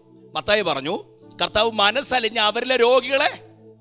അപ്പം നമ്മുടെ മനസ്സിൽ വെച്ച് എന്താ പറയുക? ടച്ച് ടച്ച് ടച്ച് ടച്ച്, എല്ലാവർക്കും വിടുതൽ, അങ്ങനെ പറഞ്ഞെന്ന. പക്ഷെ അവിടെ എഴുതി വെച്ചു അങ്ങനെ ടച്ചൊന്നും ചെയ്തില്ല. രോഗശാന്തി വേണ്ടിയവരെ എന്ന് പറഞ്ഞാൽ വന്നിരുന്നതിനകത്ത് ആവശ്യഭാരത്തോടെ അകത്തിരുന്നവന് കിട്ടി. ഇപ്പൊ ഇതിനകത്തുണ്ടല്ലോ 10 25 പേരോ അല്ലെങ്കിൽ 30 പേരുണ്ടെന്ന് വെച്ചോ. ഈ 30 പേരും അനുഗ്രഹം പ്രാപിക്കുമെന്ന് പറയാൻ എളുപ്പമാണ്. അത് പറയുമ്പോൾ നിങ്ങൾക്കൊരു സന്തോഷം, പക്ഷെ അത് യാഥാർത്ഥ്യമല്ല. ഈ 30 പേര് ഇതിനകത്ത് ഇരിക്കുന്നതിൽ ആവശ്യഭാരത്തോടെ ഒരാളെ ഇരിപ്പോളെങ്കിൽ അവരെ തൊടാൻ കർത്താവിന് കരുത്തുണ്ട്. ഈ മർക്കോസ് 6 അധ്യായം നമ്മൾ വായിക്കണ്ട, നിങ്ങൾ നോക്കിയാൽ മതി. മാർക്ക് ചാപ്റ്റർ നമ്മൾ വായിച്ചുകൊണ്ടിരിക്കുന്നത് മർക്കോസ് 6 അധ്യായത്തിലുണ്ടല്ലോ. കർത്താവ് ചർച്ചിൽ പ്രസംഗിക്കുകയാണ്. പ്രസംഗിക്കുന്നത് കർത്താവ് പ്രസംഗിക്കുന്നത് കവലയിലല്ല, പിന്നെ പൊതുസ്ഥലത്തല്ല, പ്രസംഗിക്കുന്നത് പള്ളിയിൽ. പക്ഷെ അവിടെ എഴുതി വെച്ചു കർത്താവിന് ഒന്നും ചെയ്യാൻ പറ്റിയില്ല. അങ്ങനെ എഴുതിയിരിക്കുന്നത് മാർക്ക് ചാപ്റ്റർ 6 വേഴ്സ് 1 to 6 ആണ്. കർത്താവിന് ഒന്നും ചെയ്യാൻ, അങ്ങനെ എഴുതിയിരിക്കുന്നത്. അവിശ്വാസ നിമിത്തം കർത്താവിന് ഒന്നും ചെയ്യാൻ പറ്റിയില്ല. പക്ഷെ അതിനിടയിൽ ഒരു മനോഹരമായ വാക്യമുണ്ട്, കണ്ടോ? 6ന്റെ 5-ാം വാക്യം. ഏതാനും ചില രോഗികൾ സൗഖ്യം പ്രാപിച്ചത് എന്ന് പറഞ്ഞാൽ ആ വന്നിരുന്നവരുടെ അകത്തുള്ള അവിശ്വാസം നിമിത്തം കർത്താവിന് ഒന്നും ചെയ്യാൻ കഴിയാതിരിക്കുമ്പോഴും അതിനിടയിലും സൗഖ്യം പ്രാപിച്ചവർ ഉണ്ടായിരുന്നു. ദൈവത്തിന് സ്തോത്രം. എൻ്റെ പപ്പയുടെ മിനിസ്ട്രി ഫീൽഡ് പിന്നെ പ്യുവർ ആദിവാസി മേഖലയാണ്. അപ്പം അവിടെ മലയാളികൾ ആരുമില്ല. നമ്മുടെ കൂട്ടത്തിൽ പ്രവർത്തിക്കുന്നവർ ആരും മലയാളീസ് ഇല്ല. ഞാനവിടെ ചെല്ലുമ്പം നോർമലി അത്യാവശ്യം നാട്ടിൽ വന്ന് പഠിച്ച ഒരു സഹോദരനുണ്ട്. പുള്ളിക്കാരൻ ട്രാൻസ്ലേറ്റ് ചെയ്തു. അപ്പോൾ ഈ കഴിഞ്ഞ ചില നാളുകൾക്ക് മുമ്പ് ഞാനവിടെ ചെന്നപ്പം ഭയങ്കര ഒരു പ്രശ്നം എന്നറിയോ? ട്രാൻസ്ലേറ്റ് ചെയ്യാൻ ആളില്ല, അവന് സിക്കായി. അപ്പോൾ അവിടെ നിന്നവർ പറഞ്ഞു ഭാഷ ഉള്ള ഹിന്ദിയിൽ അങ്ങ് പറഞ്ഞാൽ മതി. എൻ്റെ ഹിന്ദി പറഞ്ഞാൽ ഹിന്ദി അറിയാവുന്നവൻ എന്നെ അടിക്കും. അതുപോലുള്ള ഹിന്ദിയാണ് എൻ്റെ ഹിന്ദി, ഈ ബ്രോക്കൺ ഹിന്ദിയാണ്. അപ്പം പക്ഷേ വേറെ മാർഗമൊന്നുമില്ല. അപ്പം അങ്ങനെ പറഞ്ഞാൽ പറ്റും. അപ്പം ഞാൻ ഉള്ള ഹിന്ദിയിൽ അങ്ങ് പ്രസംഗിച്ചു. അപ്പം അവിടെ ഉണ്ടല്ലോ ഒരു പ്രായമുള്ള ഒരമ്മയെ ഇങ്ങനെ കസേരയോടെ പൊക്കിക്കൊണ്ട് വന്നിട്ട് പുറയിലിരുത്തും. പോലും ഇവർ വളഞ്ഞിരിക്കുകയാണ്, ഇവരെ കൊണ്ടുവന്ന് പുറയിരുത്തും. അപ്പോൾ എല്ലാ ആഴ്ചയും കൊണ്ടിരുന്നേ. അപ്പം ഞാനന്ന് ചെന്നപ്പം വളരെ സിമ്പിളായൊരു മെസ്സേജ്: യേശു പാപത്തിൽ നിന്ന് രക്ഷിക്കും, യേശു രോഗത്തെ സൗഖ്യമാക്കും. അപ്പം അങ്ങനെ വളരെ സിമ്പിളായിട്ടാണ് പ്രസംഗിക്കുന്നത്. കാരണം എനിക്ക് അങ്ങനെ ആ ലാംഗ്വേജ് വെച്ച് അങ്ങനെ പ്രസംഗിക്കാൻ അറിയും, അതുകൊണ്ടാണ്. അപ്പോൾ ഒരു 10-20 മിനിറ്റ് കഴിഞ്ഞപ്പോൾ കാണാം ഈ അമ്മ അങ്ങ് എഴുന്നേറ്റിട്ട് പുറയിൽ ഇങ്ങനെ ജമ്പ് ചെയ്യാം. നോർത്തിനെ പ്രവർത്തിച്ചുള്ളവർക്ക് അറിയാം, നോർത്ത് ഇന്ത്യയിലൊക്കെ ഈ ഭൂതം ഇളകുന്നത് വളരെ സാധാരണ കാഴ്ച. അപ്പം ഞാൻ ചിന്തിച്ചാൽ അറിയാം, ഉള്ള കാര്യം പറയാം, ഇത് ഭൂതം ഇളകിയതാണ്. അപ്പം ഞാൻ ആ ഒരു ലാഘവത്തിൽ ഇങ്ങനെ ഇരിക്കുമ്പോൾ ആ അമ്മയുടെ മോൻ ഇങ്ങനെ സ്റ്റേജിലേക്ക് വന്നിട്ട് കണ്ണീര് തുടച്ചോണ്ട് എന്നോട് പറഞ്ഞു, എൻ്റെ അമ്മയാ പാസ്റ്ററെ, എൻ്റെ അമ്മയെ കർത്താവ് വിടുവിച്ചതാണ്. അവരുടെ സാക്ഷ്യം എന്ന് പറഞ്ഞാൽ എന്നറിയാമോ, ഇവർക്ക് 7 വർഷം മുമ്പ് ഒരു ബാധ ഉണ്ടായതാണ്. അങ്ങനെ ഇവരുടെ മേളിലൊരു ഭാരം എടുത്ത് വെച്ചിരിക്കുക. ആ സമയത്ത് അവർ ഹൈന്ദവരായിരുന്നു, അപ്പം ഹൈന്ദവ മാർഗത്തിലായിരുന്നു. അപ്പം അങ്ങനെ അവർ പലയിടങ്ങളിലും അമ്പലങ്ങളിലും പലയിടങ്ങളിലും പോയി മന്ത്രവാദം ഒക്കെ ചെയ്ത് രക്ഷപ്പെടാൻ നോക്കിയിട്ടൊന്നും ഒരു രക്ഷയില്ല. അങ്ങനെയാണ് ആരോ പറഞ്ഞു ഇവിടെ ഒരു പാതിരി ഉണ്ടെന്നും പറഞ്ഞാണ് ഈ യോഗത്തിന് വരുന്നത്. കഴിഞ്ഞ 7 വർഷമായിട്ട് അവർ ആ ചർച്ചിൽ വരുന്നുണ്ട്. വരും, കൊണ്ടുവന്നിരുത്തും, കൊണ്ടുപോകും. പക്ഷെ അന്ന് ഈ പ്രസംഗം കേട്ടോണ്ടിരുന്ന സമയത്ത് ഇവരുടെ മനസ്സിനകത്തേക്ക് ദൈവാത്മാവ് പറയാൻ തുടങ്ങി, കർത്താവ് നിന്നെ സൗഖ്യമാക്കും. അങ്ങനെ അവരിരുന്ന് പ്രാർത്ഥിച്ചതിന്റെ പ്രതിഫലനമാണ് ആ വിടുതൽ. 7 വർഷത്തെ ആ കെട്ട് ആ യോഗത്തിനകത്ത് വെച്ച് അഴിഞ്ഞു. ഞാൻ നോക്കിയപ്പോൾ തോമസ് അങ്കിളൊന്ന് കൈയടിക്കുകയും ഇവിടെ 2 പേര് സ്വോത്രമൊക്കെ പറയുകയും ചെയ്തു. അതൊരു അത്ഭുതം കേട്ടോ. ഈ അത്ഭുതം ഒന്നും നാട്ടിൽ പറയാൻ പറ്റത്തില്ല. നാട്ടിൽ പറഞ്ഞാൽ പറയാം പിന്നെ നടക്കാൻ പോകുന്ന കാര്യം. അവരിന്ന് വരെ ഒരു മൂക്കിപ്പനി മാറിയ കഥ കേട്ടിട്ട് വർഷങ്ങളായി. നമ്മൾ പാരമ്പര്യം പറയുന്നതേ ഉള്ളൂ. ഒരത്ഭുതവും നാട്ടിലൊന്നും എങ്ങും സംഭവിക്കുന്നില്ല. ഇവിടെ 2-3 പേരൊക്കെ സ്വോത്രം പറഞ്ഞത് അവരത് കണ്ടിട്ടുള്ളത് കൊണ്ടാണ്. നമ്മുടെ ശുശ്രൂഷയുടെ പ്രത്യേകത എന്ന് പറഞ്ഞാൽ കേവലം പ്രസംഗം മാത്രമല്ല, ദൈവദാസന്മാരെല്ലാം അങ്ങനെയാണ്. അത്ഭുതങ്ങളും അടയാളങ്ങളും വീര്യപ്രവൃത്തികളും സംഭവിക്കും. ഓരോ മീറ്റിങ്ങിനകത്തും ആവശ്യഭാരത്തോടെ വന്നവർ സൗഖ്യം പ്രാപിച്ചിരിക്കണം. അത് നമ്മുടെ സഭയുടെ തീരുമാനമാണെന്ന് ഉറപ്പുള്ളവർക്കാണ് ദൈവത്തിന് സ്തോത്രം. ഓരോ ദിവസവും ഭാരത്തോടെ അകത്തു വരുന്നവന്റെ കെട്ടഴിഞ്ഞ് വിടുതൽ പ്രാപിച്ച് ഈ യോഗം വിട്ടു മാറുന്ന ഒരു അസാധാരണമായ ദൈവിക ചലനം സംഭവിക്കണമെന്ന് ഹൃദയത്തിനകത്ത് ആഗ്രഹമുള്ള പ്രിയപ്പെട്ടവർക്കായിട്ട് ദൈവത്തിന് സ്തോത്രം. ദൈവം അത് ദൈവ സഭയ്ക്കകത്ത് ചെയ്യട്ടെ. ഹല്ലേലൂയ. അപ്പം ദൈവരാജ്യത്തെ കുറിച്ച് സംസാരിക്കുക, രോഗശാന്തി വേണ്ടിയവരെ സൗഖ്യമാക്കുകയും ചെയ്തു. ഇനിയും ഞാൻ ഈ ഒരു വലിയ ദൈവപ്രവൃത്തി ഇവിടെ നടന്നുകൊണ്ടിരിക്കുമ്പോഴും അതിനിടയിൽ 3 മാനുഷികമായ തടസ്സങ്ങൾ എന്ന് പറയട്ടെ. ഒന്നാമത്തെ തടസ്സം, സ്ഥലം മരുഭൂമിയാണ്. ചില സ്ഥലങ്ങളിൽ എഴുതി വെച്ചിരിക്കുന്നത് നിർജ്ജന പ്രദേശമാണ്. നിർജ്ജന പ്രദേശം എന്ന് പറഞ്ഞാൽ അർത്ഥം അവിടെ ഒന്നും ആരും ഇല്ല. മരുഭൂമി എന്ന് പറയുമ്പോൾ ചിന്തിച്ചോണം, മരുഭൂമി എന്ന് പറയുമ്പോൾ ആ അവസ്ഥയെ നിങ്ങൾ ചിന്തിച്ചാൽ മതി. സ്ഥലം മരുഭൂമിയാണ്. അതാണ് മാനുഷികമായ ഒന്നാമത്തെ തടസ്സം. ഞാൻ ഇനി നിങ്ങളോട് ചോദിക്കുകയാണ്, നിങ്ങളുടെ അനുഭവം വെച്ച് പറഞ്ഞാൽ മതി. മരുഭൂമിയിൽ മേശ ഒരുക്കാൻ കർത്താവിന് പറ്റുമോ? ആ കരം ഉയർത്തി ആൻസർ പറയണം. അങ്ങനെ കർത്താവ് മേശ ഒരുക്കിയിട്ടുണ്ടെങ്കിൽ, കർത്താവിന്റെ കരുതൽ കണ്ടിട്ടുണ്ടെങ്കിൽ ആ കരം ഉയർത്തി പറഞ്ഞാട്ട്, കർത്താവേ ഐ ബിലീവ്, ഞാൻ വിശ്വസിക്കുന്നു, കർത്താവ് അത് ചെയ്യും. രണ്ടാമത്തെ മാനുഷികമായ തടസ്സം എന്നറിയോ? ടു ലേറ്റ് എന്ന്. അങ്ങനെ പറഞ്ഞു, സമയം വളരെ വൈകിയെന്ന. അതിന്റെ അർത്ഥം എന്നാ? Time to late. പക്ഷെ കർത്താവ് പറയാണ്, ടു ലേറ്റ് എന്ന് ചെവിയിൽ മന്ത്രിക്കുമ്പോഴും കർത്താവ് ഇറങ്ങി വന്ന് ദൈവപ്രവൃത്തി അനുഭവിച്ചിട്ടുള്ളവർ ആരെങ്കിലും ഇതിനകത്തുണ്ടെങ്കിൽ ഒന്നുകൂടെ ഒന്ന് കരം ഉയർത്തി പിടിച്ചേ. അപ്പൊ മൂന്നാമത്തെ തടസ്സം പറയാം. എല്ലാവരും പറയാം, ശിഷ്യന്മാര് കൂടെ നടന്നവരെല്ലാം പറഞ്ഞാണ്, ഇവരെ എല്ലാം പറഞ്ഞു വിടെന്ന് പറയുമ്പോഴും കർത്താവ് മാത്രമേ ഉള്ളൂ അവരെ പറഞ്ഞയക്കേണ്ട ആവശ്യമില്ലെന്ന് പറയുന്നത്. ഇന്ന് ഈ വചനം കേട്ടുകൊണ്ടിരിക്കുമ്പോഴും പ്രതീക്ഷയോടെ ഓടിച്ചെന്നപ്പോൾ കൈമലർത്തിക്കാട്ടിയ നിരവധി അനുഭവങ്ങൾ ഉണ്ടാവും. പക്ഷെ ഇതുവരെ കർത്താവ് ഞാൻ ദൈവസന്നിധി വന്ന ഒരു വിഷയത്തിന് പോലും നോ എന്നോട് പറഞ്ഞിട്ടില്ല. കർത്താവ് എനിക്ക് നല്ലവനായിരുന്നു എന്ന് ഉറപ്പുള്ള പ്രിയപ്പെട്ടവരും കൂടെ ആ കരമൊന്ന് ഉയർത്തി കർത്താവിന് സ്തോത്രം ചെയ്തേ. ഇത് മൂന്നും ഒന്ന് ഒരു ചെറിയ വ്യാഖ്യാനത്തിൽ ഞാൻ പറയാം. ഈ കർത്താവ് മരുഭൂമിയിലേക്ക് എന്തിനാ ഈ പറഞ്ഞു വിടുന്നതെന്ന് എൻ്റെ മനസ്സിൽ തോന്നിയിട്ടുണ്ട്. മരുഭൂമിയിൽ മേശ ഒരുക്കാൻ കർത്താവിന് പറ്റും. പക്ഷെ ഞാൻ ചോദിച്ചോട്ടെ, മരുഭൂമിയിലേക്ക് എന്തിനാ കർത്താവ് നമ്മളെ അല്ലെങ്കിൽ ഒറ്റയ്ക്കാക്കുന്ന എന്തിനാ ചോദിച്ചാല് പല മറുപടികളുണ്ട്. പക്ഷെ ഒരു വാക്യം ഞാൻ പറയാം. ഹോശയുടെ പുസ്തകത്തിൽ വാക്യമുണ്ട്, അവൻ അവളെ വശീകരിച്ച് മരുഭൂമിയിൽ കൊണ്ടുപോയി അവളോട് കൃത്യമായിട്ട് സംസാരിക്കും എന്ന് പറഞ്ഞതിൻ്റെ അർത്ഥം ഒറ്റയ്ക്കാക്കുന്നതിൻ്റെ കാര്യം കർത്താവിന് ഒറ്റയ്ക്ക് നിങ്ങളെ എന്നെ കിട്ടാനാണ്. ഞാൻ ഈ കോവിഡ് വന്നപ്പോൾ വലിയ സന്തോഷമായി. കാര്യം എന്നറിയോ, കോവിഡ് വന്നപ്പോൾ അതുവരെ ഈ കുടുംബ പ്രാർത്ഥനകളെല്ലാം ഇല്ലാതിരുന്ന എല്ലാ വീടുകളിലും ആരാധനയല്ല, നല്ല വീടുകളിലെ കാര്യം പറഞ്ഞേ, വീടുകളിലായിരുന്നോ പ്രാർത്ഥന ആയിരുന്നു. അന്നേരം ആരും സഹായിക്കാനില്ല. പക്ഷെ ആ സമയത്ത് ദൈവപ്രവൃത്തി നമ്മൾ കണ്ടിട്ടില്ലേ? കാരണം നമ്മൾ ഈ കൂട്ടത്തിനിടയിലുള്ള ജീവിതം ഉണ്ടല്ലോ, ദൈവസാന്നിധ്യം അനുഭവിക്കാൻ പറ്റുന്ന ജീവിതം അല്ല. പക്ഷെ നമ്മൾ ഒറ്റയ്ക്കാകുമ്പോഴേ ദൈവസാന്നിധ്യം അനുഭവിക്കാൻ കഴിയത്തുള്ളൂ. പിന്നെ എന്തിനാ കർത്താവ് ആ വാക്ക് കേട്ടോ, അവനവളെ, ആ വാക്കെന്ന് പറഞ്ഞ് ആ വാക്ക് നല്ല വാക്കാന്നോ? നിങ്ങൾ പറ, മലയാളം അറിയാവുന്നവർ പറ. ആ വശീകരണം എന്നുള്ള വാക്ക് ഒരു പോസിറ്റീവ് വേർഡാണോ അല്ല, പറയത്തില്ല ആരാടി നിന്നെ വശീകരിച്ചെന്നൊക്കെ കേട്ടില്ലേ എന്ന് പറഞ്ഞാൽ വശീകരണം എന്നുള്ള വാക്ക് നല്ല വാക്കല്ല.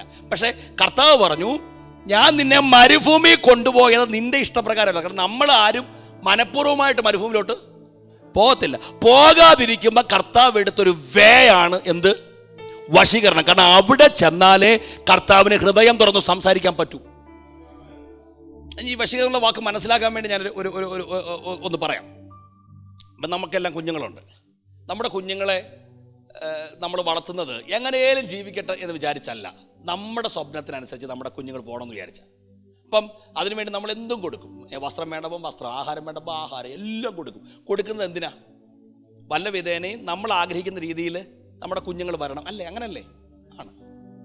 ഇനി സ്നേഹം കൊണ്ട് നടന്നില്ലെങ്കിൽ പിന്നെ നമ്മൾ ചെയ്യുന്ന പരിപാടി തന്നെ അടിക്കും. ഇവിടെ അടിയുണ്ടോ? ഇല്ല. പക്ഷെ നമുക്ക് കൊണ്ടിട്ടില്ലേ? നിങ്ങൾക്ക് ആർക്കും കൊണ്ടിട്ടില്ലല്ലേ? എനിക്ക് നന്നായിട്ട് കൊണ്ടുണ്ട്. പിന്നെ എനിക്ക് ഒരു പ്രത്യേകത എന്ന് പറഞ്ഞാൽ എനിക്ക് കുരുത്തക്കേട് വളരെ കുറവായതുകൊണ്ട് വളരെ കുറച്ചേ കൊണ്ടുള്ളൂ. എന്ന് പറഞ്ഞാൽ എല്ലാ ദിവസവും ഈ രണ്ടെങ്കിലും വെച്ച് കയറുമായിരുന്നു. പക്ഷെ ഞാൻ ചോദിച്ചോട്ടെ, ഈ അടി കൊണ്ടിട്ടുണ്ടെങ്കിലും അടിച്ച ടീച്ചേഴ്സിനോട് കാണാം വിരോധമുള്ളവരല്ല, ഈ വൈരാഗ്യം വെച്ചിട്ടുള്ളവർ ആരെങ്കിലും ഉണ്ടോ? അവരോടല്ലേ ഒരു പ്രത്യേക സ്നേഹം. ഞാനിപ്പോൾ ഈ ഹൂസ്റ്റണിൽ പോയപ്പോഴേ ഞാൻ IPC ഹെബ്രോൻ ചർച്ചിലോട് ചേർന്നതിന് മുമ്പ് ഒരു സഹോദരൻ വന്നിട്ട് പറഞ്ഞു, ലിസി ടീച്ചറെ അറിയാവോ? അപ്പം ഞാൻ പറഞ്ഞു ഏതാ? അപ്പോൾ പറഞ്ഞു ഇന്ന സ്കൂളിൽ കാരണം പുള്ളിക്കാരി ഞാൻ മറക്കത്തില്ല. കാരണം പുള്ളിക്കാരി പ്രത്യേക വൈദഗ്ധ്യമുള്ള ആളായിരുന്നു. പുള്ളിക്കാരിക്ക് അറിയാം വരുമ്പോഴേ എനിക്ക് പിടിച്ച് രണ്ടെണ്ണം തരും.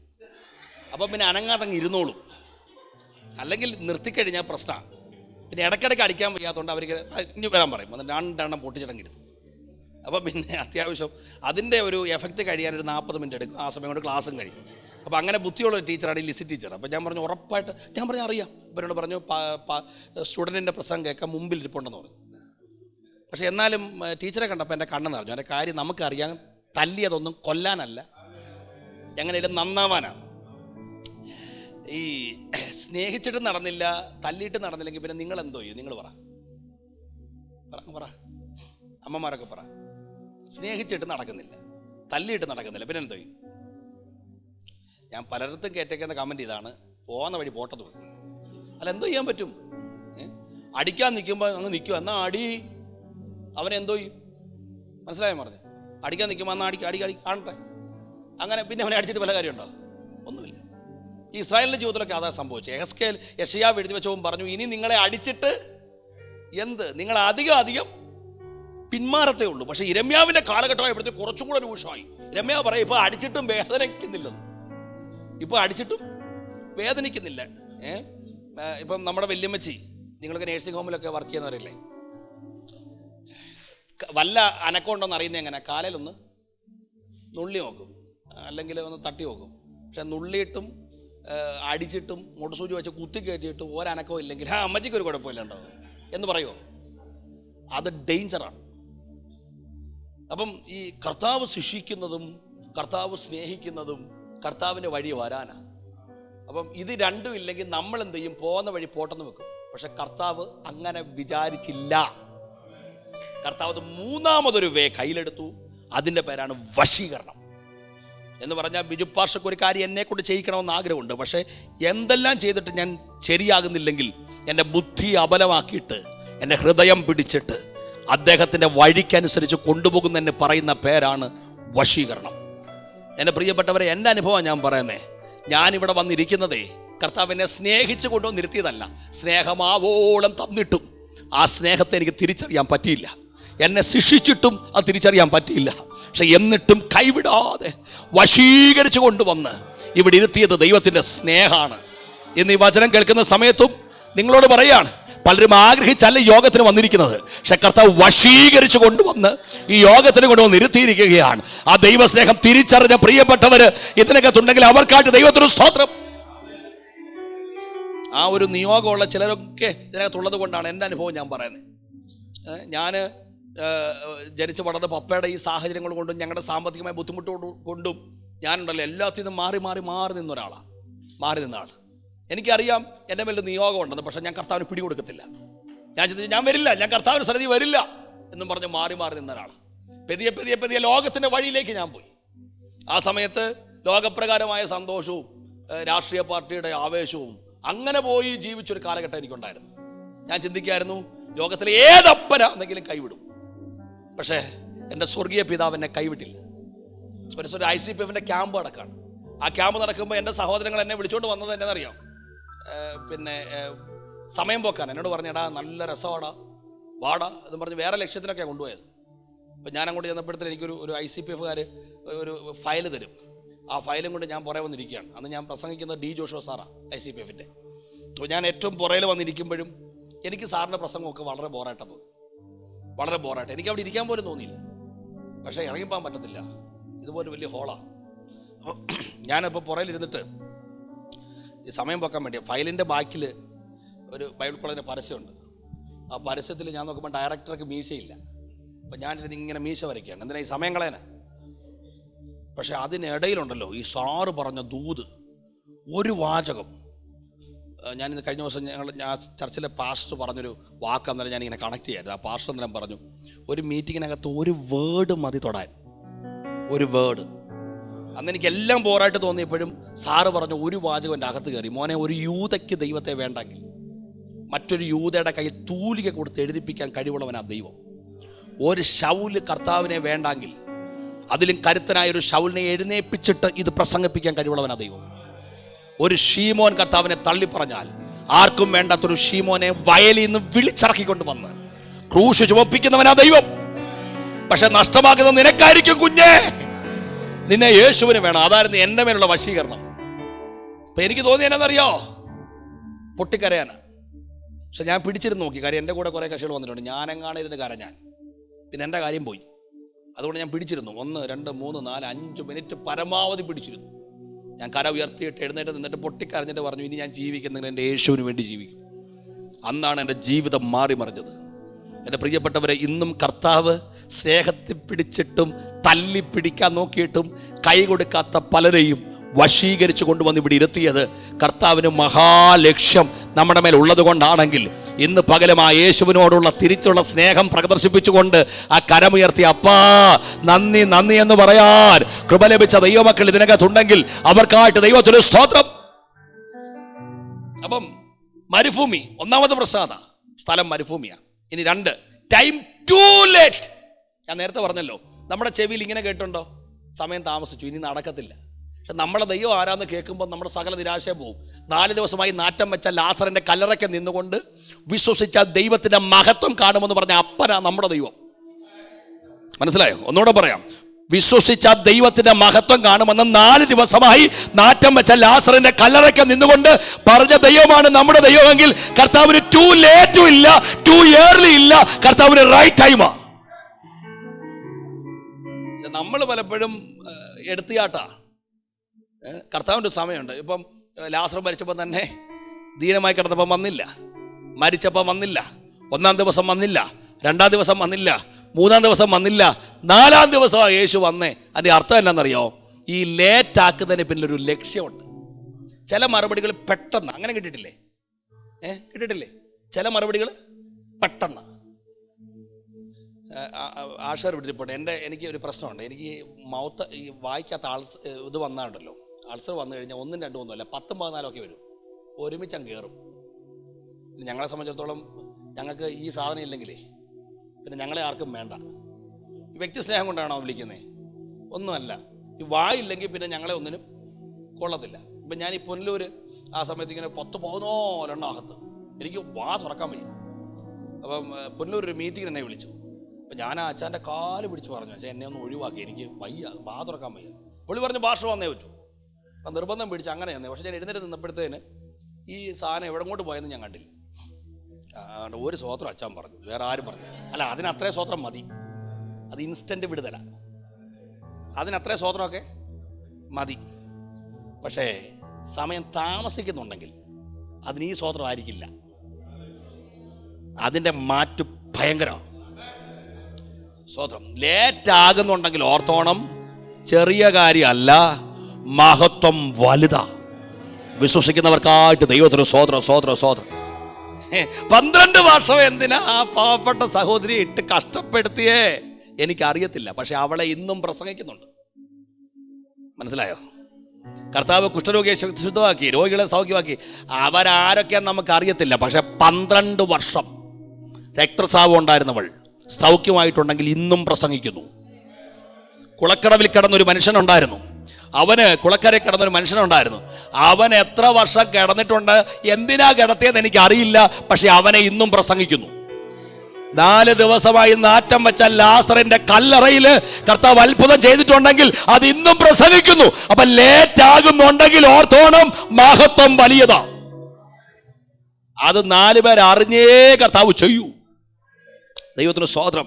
പിന്നെ ചിലത് ചരിത്രമാക്കാനാണ് കർത്താവ് ചിലത് ലേറ്റ് ആക്കുന്നത്. വിശ്വസിക്കുന്ന ദൈവമക്കൾക്കായി ഞാൻ കർത്താവിന് സ്തോത്രം ചെയ്യും. അപ്പം 1, മരുഭൂമിയിൽ മേശയൊരുക്കാൻ കർത്താവിന് പറ്റും. 2, ടൈം ടു ലേറ്റ് എന്ന് ചിന്തിച്ചോണം, കർത്താവിന് റൈറ്റ് ടൈമേ ഉള്ളൂ. അത് എനിക്ക് തോന്നുന്നു ലീഡ് ചെയ്തപ്പോഴാണോ ഞങ്ങളുടെ സഹോദരൻ ഇവിടെ പറഞ്ഞത്, അവൻ തക്ക സമയത്ത് നിങ്ങളെ ഉയർത്താൻ. ഒന്നുകൂടെ പറഞ്ഞേ, തക്ക സമയത്ത്. അപ്പോൾ ഒരു കാര്യം ഉറപ്പുണ്ട്, റൈറ്റ് ടൈമിൽ ഒരു ഉയർത്തലുണ്ട്. ഒരു തക്ക സമയമാകുമ്പോൾ നമ്മുടെ അവസ്ഥകളെ ദൈവം മാറ്റിയിരിക്കും. കാര്യം നമ്മൾ സേവിക്കുന്ന ദൈവം മഹാനായ ദൈവമാണ്. പിന്നെ ലോകക്കാർ മുഴുവൻ പറയാ പറഞ്ഞു വിട്. പക്ഷെ പറഞ്ഞു വിടണ്ടെന്ന് പറഞ്ഞത് കർത്താവ് മാത്രമേ ഉള്ളൂ. ഞാൻ നിങ്ങളോട് ചോദിച്ചോട്ടെ, ഒരു ചോദ്യം ചോദിക്കുകയാണ്. കര ഉയർത്തതിന് കുഴപ്പമില്ല, നമ്മൾ ഇത്രയും പേരല്ല ഉള്ളൂ. ഈ വലിയ കാര്യത്തെ ഇന്നാൾ കൂടെ നിൽക്കും, ഇന്നാൾ സഹായിക്കും, ഇന്നാൾ ഒരു കാരണവശാലും അകലില്ല എന്നൊക്കെ തോന്നിയിട്ട് പണി കിട്ടിയവരൊന്ന് കര ഉയർത്തി.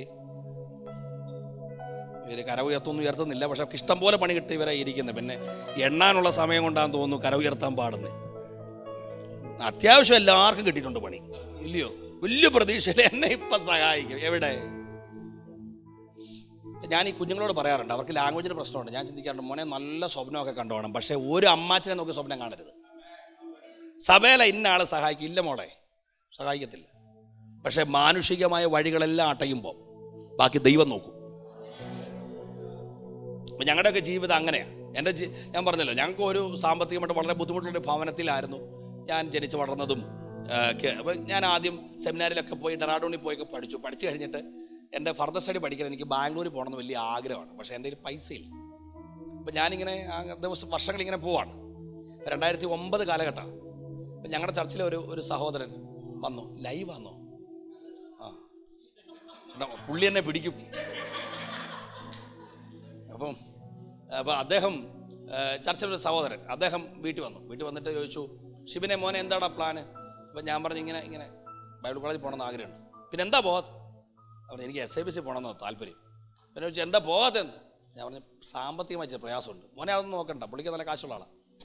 പുള്ളി പറഞ്ഞു, ഒരു പ്രശ്നമില്ല, ഞാൻ കാര്യങ്ങൾ ചെയ്തോളാം. അവിടെ ഇരുന്ന് തന്നെ ഫോൺ വിളിച്ചിട്ട് പറഞ്ഞു, ആ കൊച്ചിന് അഡ്മിഷൻ കൊടുക്കാൻ പറഞ്ഞു. അറിയാവുന്ന ഒരു റീജു തരക എന്ന് പറഞ്ഞൊരു സാറുണ്ട്, സാറുമായിട്ട് ഭയങ്കര കണക്ഷനാണ് പുള്ളി. അപ്പോൾ പുള്ളി പറഞ്ഞു കുഴപ്പമില്ല, അവന് വിട്ടേക്കാൻ പറഞ്ഞു. ഫീസിന് ഞാൻ നോക്കിക്കോളാം, 2 വർഷത്തെ ഫീസ് ഞാൻ നോക്കിക്കോളാം. അപ്പം അങ്ങനെ ഞാൻ ഈ ബാഗ് കൊണ്ടങ്ങ് പോയി. പക്ഷെ അന്ന് പുള്ളി പോയതാ. പിന്നെ പുള്ളി എങ്ങോട്ട് പോയെന്ന് കണ്ടില്ല. ഞാനങ്ങ് പോവുകയും ചെയ്തു. പക്ഷേ ദിവസങ്ങൾ കഴിഞ്ഞു, ആഴ്ചകൾ കഴിഞ്ഞു, ഈ പുള്ളിയുടെ കോളും വരുന്നില്ല, ഒന്നുമില്ല. എന്നാൽ എനിക്കുണ്ടല്ലോ ദൈവത്തോട് പോലും അങ്ങ് പരാതിയായി. കാര്യം ഈ പുള്ളിയുടെ പറച്ചിൽ കേട്ടോണ്ടാണ് ഞാൻ ഇറങ്ങി തിരിച്ചത്. ഇപ്പം ഈ ഫീസിൻ്റെ ഡ്യൂ ഇടുന്നൊരു ഡേറ്റ് ഉണ്ട്. അപ്പം ഞാൻ തലേന്ന് ഡ്യൂ ഇടും എന്ന് പറഞ്ഞതിൻ്റെ അന്ന് ഞാനൊരു തീരുമാനം എടുത്തു. ഒരു കാരണവശാലും ഡ്യൂ സ്ക്രീനെ വരുമ്പം ഞാനുണ്ടാവില്ല. നോട്ടീസ് ബോർഡ് ഇടും അവർ ഉണവും, ഞാനുണ്ടാവും, ഞാൻ പോവും. കാരണം എൻ്റെ പ്ലാൻ എന്ന് പറഞ്ഞാൽ രാവിലെ ഞാൻ എഴുന്നേറ്റിട്ട് ചാപ്പലിൽ പോയില്ല. ഇവരെല്ലാം ചാപ്പലിൽ പോയ സമയത്ത് ഞാൻ പെട്ടിയും ലഗേജും എല്ലാം ഞാൻ കെട്ടിവെച്ചു. എൻ്റെ ചിന്ത ക്ലാസ്സിന് പോവുക, ഉച്ചയ്ക്ക് ആഹാരം കഴിക്കുക, തിരിച്ചു വരുക, ഈ സാധനം എടുത്തോണ്ട് വീട്ടിൽ പോവുക. മമ്മിയോട് പോലും പറഞ്ഞില്ല ഞാൻ വരുവാന്ന്.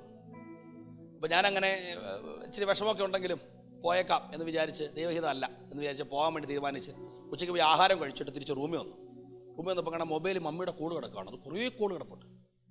അപ്പോൾ ഞാൻ വിളിച്ചപ്പോൾ ഒരു സന്തോഷ വാർത്ത പറയാനാണ് വിളിച്ചത്. കാര്യം എന്നറിയോ, ഞങ്ങളുടെ കുടുംബത്തിലെ ഒരു അകന്ന ബന്ധു, അദ്ദേഹമായിട്ട് ഞങ്ങൾക്ക് വലിയ കണക്ഷനൊന്നുമില്ല. ഇദ്ദേഹത്തെ അറിയപ്പെടുന്നത് തന്നെ പിശുക്കിൻ്റെ പേരില്ല. ഈ പറഞ്ഞ പുള്ളി, ഞാനിപ്പോൾ പറയാൻ പോകുന്ന പുള്ളിയുടെ അറിയപ്പെടുന്നത് പോലും പിശുക്കിൻ്റെ പേരില്ല. കാരണം പുള്ളിയെക്കുറിച്ച് ആൾക്കാർ പറയുന്നത് 5 പൈസ ആർക്കും കൊടുക്കത്തില്ലെന്ന്. ഇഷ്ടംപോലെ കാശുണ്ട്, പക്ഷെ ഒന്നും കൊടുക്കത്തില്ലെന്ന്. ഇദ്ദേഹം വീട്ടിൽ വന്നിരിക്കുകയാണ് രാവിലെ. അപ്പം മമ്മി പറഞ്ഞ സാക്ഷിയാണ്. വന്നിട്ട് മമ്മിയോട് പറഞ്ഞു, മമ്മിയുടെ ഒരു മോളി, ഞാനേ കുറച്ച് ദിവസമായിട്ട് ഉറക്കില്ല. അപ്പോൾ എന്നോട് ദൈവാത്മാവ് അങ്ങനെ സംസാരിക്കുകയാണ്, ഇവൻ ഈ ചെക്ക് കൊടുക്കണം, അവൻ ഇത്ര ചെക്ക് കൊടുക്കണം, എമൗണ്ട് ഉൾപ്പെടെ പറഞ്ഞു ചെക്ക് കൊടുക്കണം. അപ്പോൾ പുള്ളിക്ക് ഈ പിശുക്കുണ്ടല്ലോ, അപ്പോൾ പുള്ളി കൊടുക്കാതിരിക്കാൻ ആവുന്ന നോക്കി. പക്ഷെ ദിവസങ്ങളിങ്ങനെ മുമ്പോട്ട് പോയി. അവസാനം എൻ്റെ ആ ഡ്യൂ ഡേറ്റിൻ്റെ തലേന്ന് രാത്രി പുള്ളി ഉറങ്ങിയില്ല. എന്നിട്ട് പുള്ളി തീരുമാനം എടുത്തു കൊടുത്തേക്കാന്ന്. പക്ഷെ രാവിലെ എഴുന്നേൽപ്പോൾ പുള്ളിയുടെ തീരുമാനം അങ്ങ് പോയി. പക്ഷെ അങ്ങനെ 10 മണിയായിട്ട് പുള്ളി അനങ്ങുന്നില്ല. 10 മണിക്ക് ബാങ്ക് തുറക്കുന്ന സമയം തൊട്ട് പുള്ളിക്ക് സ്വസ്ഥതയില്ല. പുള്ളി അങ്ങോട്ടും ഇങ്ങോട്ടും നടക്കും. പുള്ളിക്ക് അവസരം മനസ്സിലായി ഇത് കൊടുക്കാതെ പുള്ളിക്ക് സ്വസ്ഥത കിട്ടത്തില്ലെന്ന്. അങ്ങനെ രാവിലെ ചെക്കും എഴുതിക്കൊണ്ട് വീട്ടിൽ വന്നിരിക്കുകയാണ് മമ്മിയും കൊണ്ട് പോയി മാറിക്കാൻ. അപ്പം നിങ്ങളിത് കേൾക്കുമ്പോൾ, അപ്പോൾ ആ പൈസ എന്ന് പറയുന്നത് എൻ്റെ 2 വർഷത്തെ ഫീസിനുണ്ടായിരുന്നു, എൻ്റെ പോക്കറ്റ് മണിക്കുള്ള കാശുണ്ടായിരുന്നു 2 വർഷത്തെ. ഇത് കേൾക്കുമ്പോൾ നിങ്ങൾ ചിന്തിക്കും മറ്റേ പുള്ളി വില്ലനാണ്. അല്ല, പുള്ളി നല്ല മനുഷ്യൻ, ഇപ്പോഴും എന്നോട് നല്ല സ്നേഹബന്ധമുള്ള ആളാണ്. പക്ഷേ പുള്ളി തരാന്ന് പറഞ്ഞു പോയില്ലയോ, അപ്പം പിന്നെ എൻ്റെ കണ്ണ് അങ്ങോട്ടായി.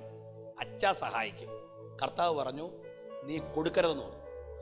കാര്യം അവൻ്റെ ആശ്രയം നിൻ്റെ കണ്ണിലായിരിക്കും. നീ കൊടുക്കരുത്.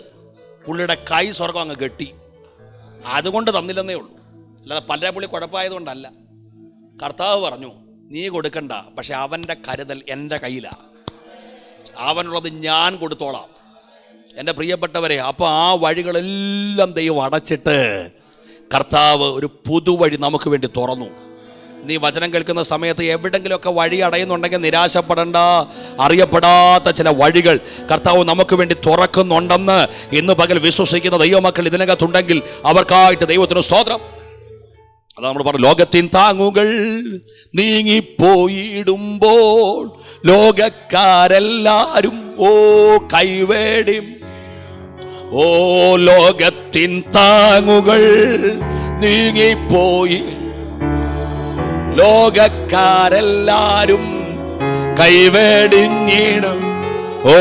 സ്വന്ത സഹോദര തള്ളിക്കളയുമ്പോ യൗസേപ്പിൻ ദൈവമൻ കൂട്ടാളിയ.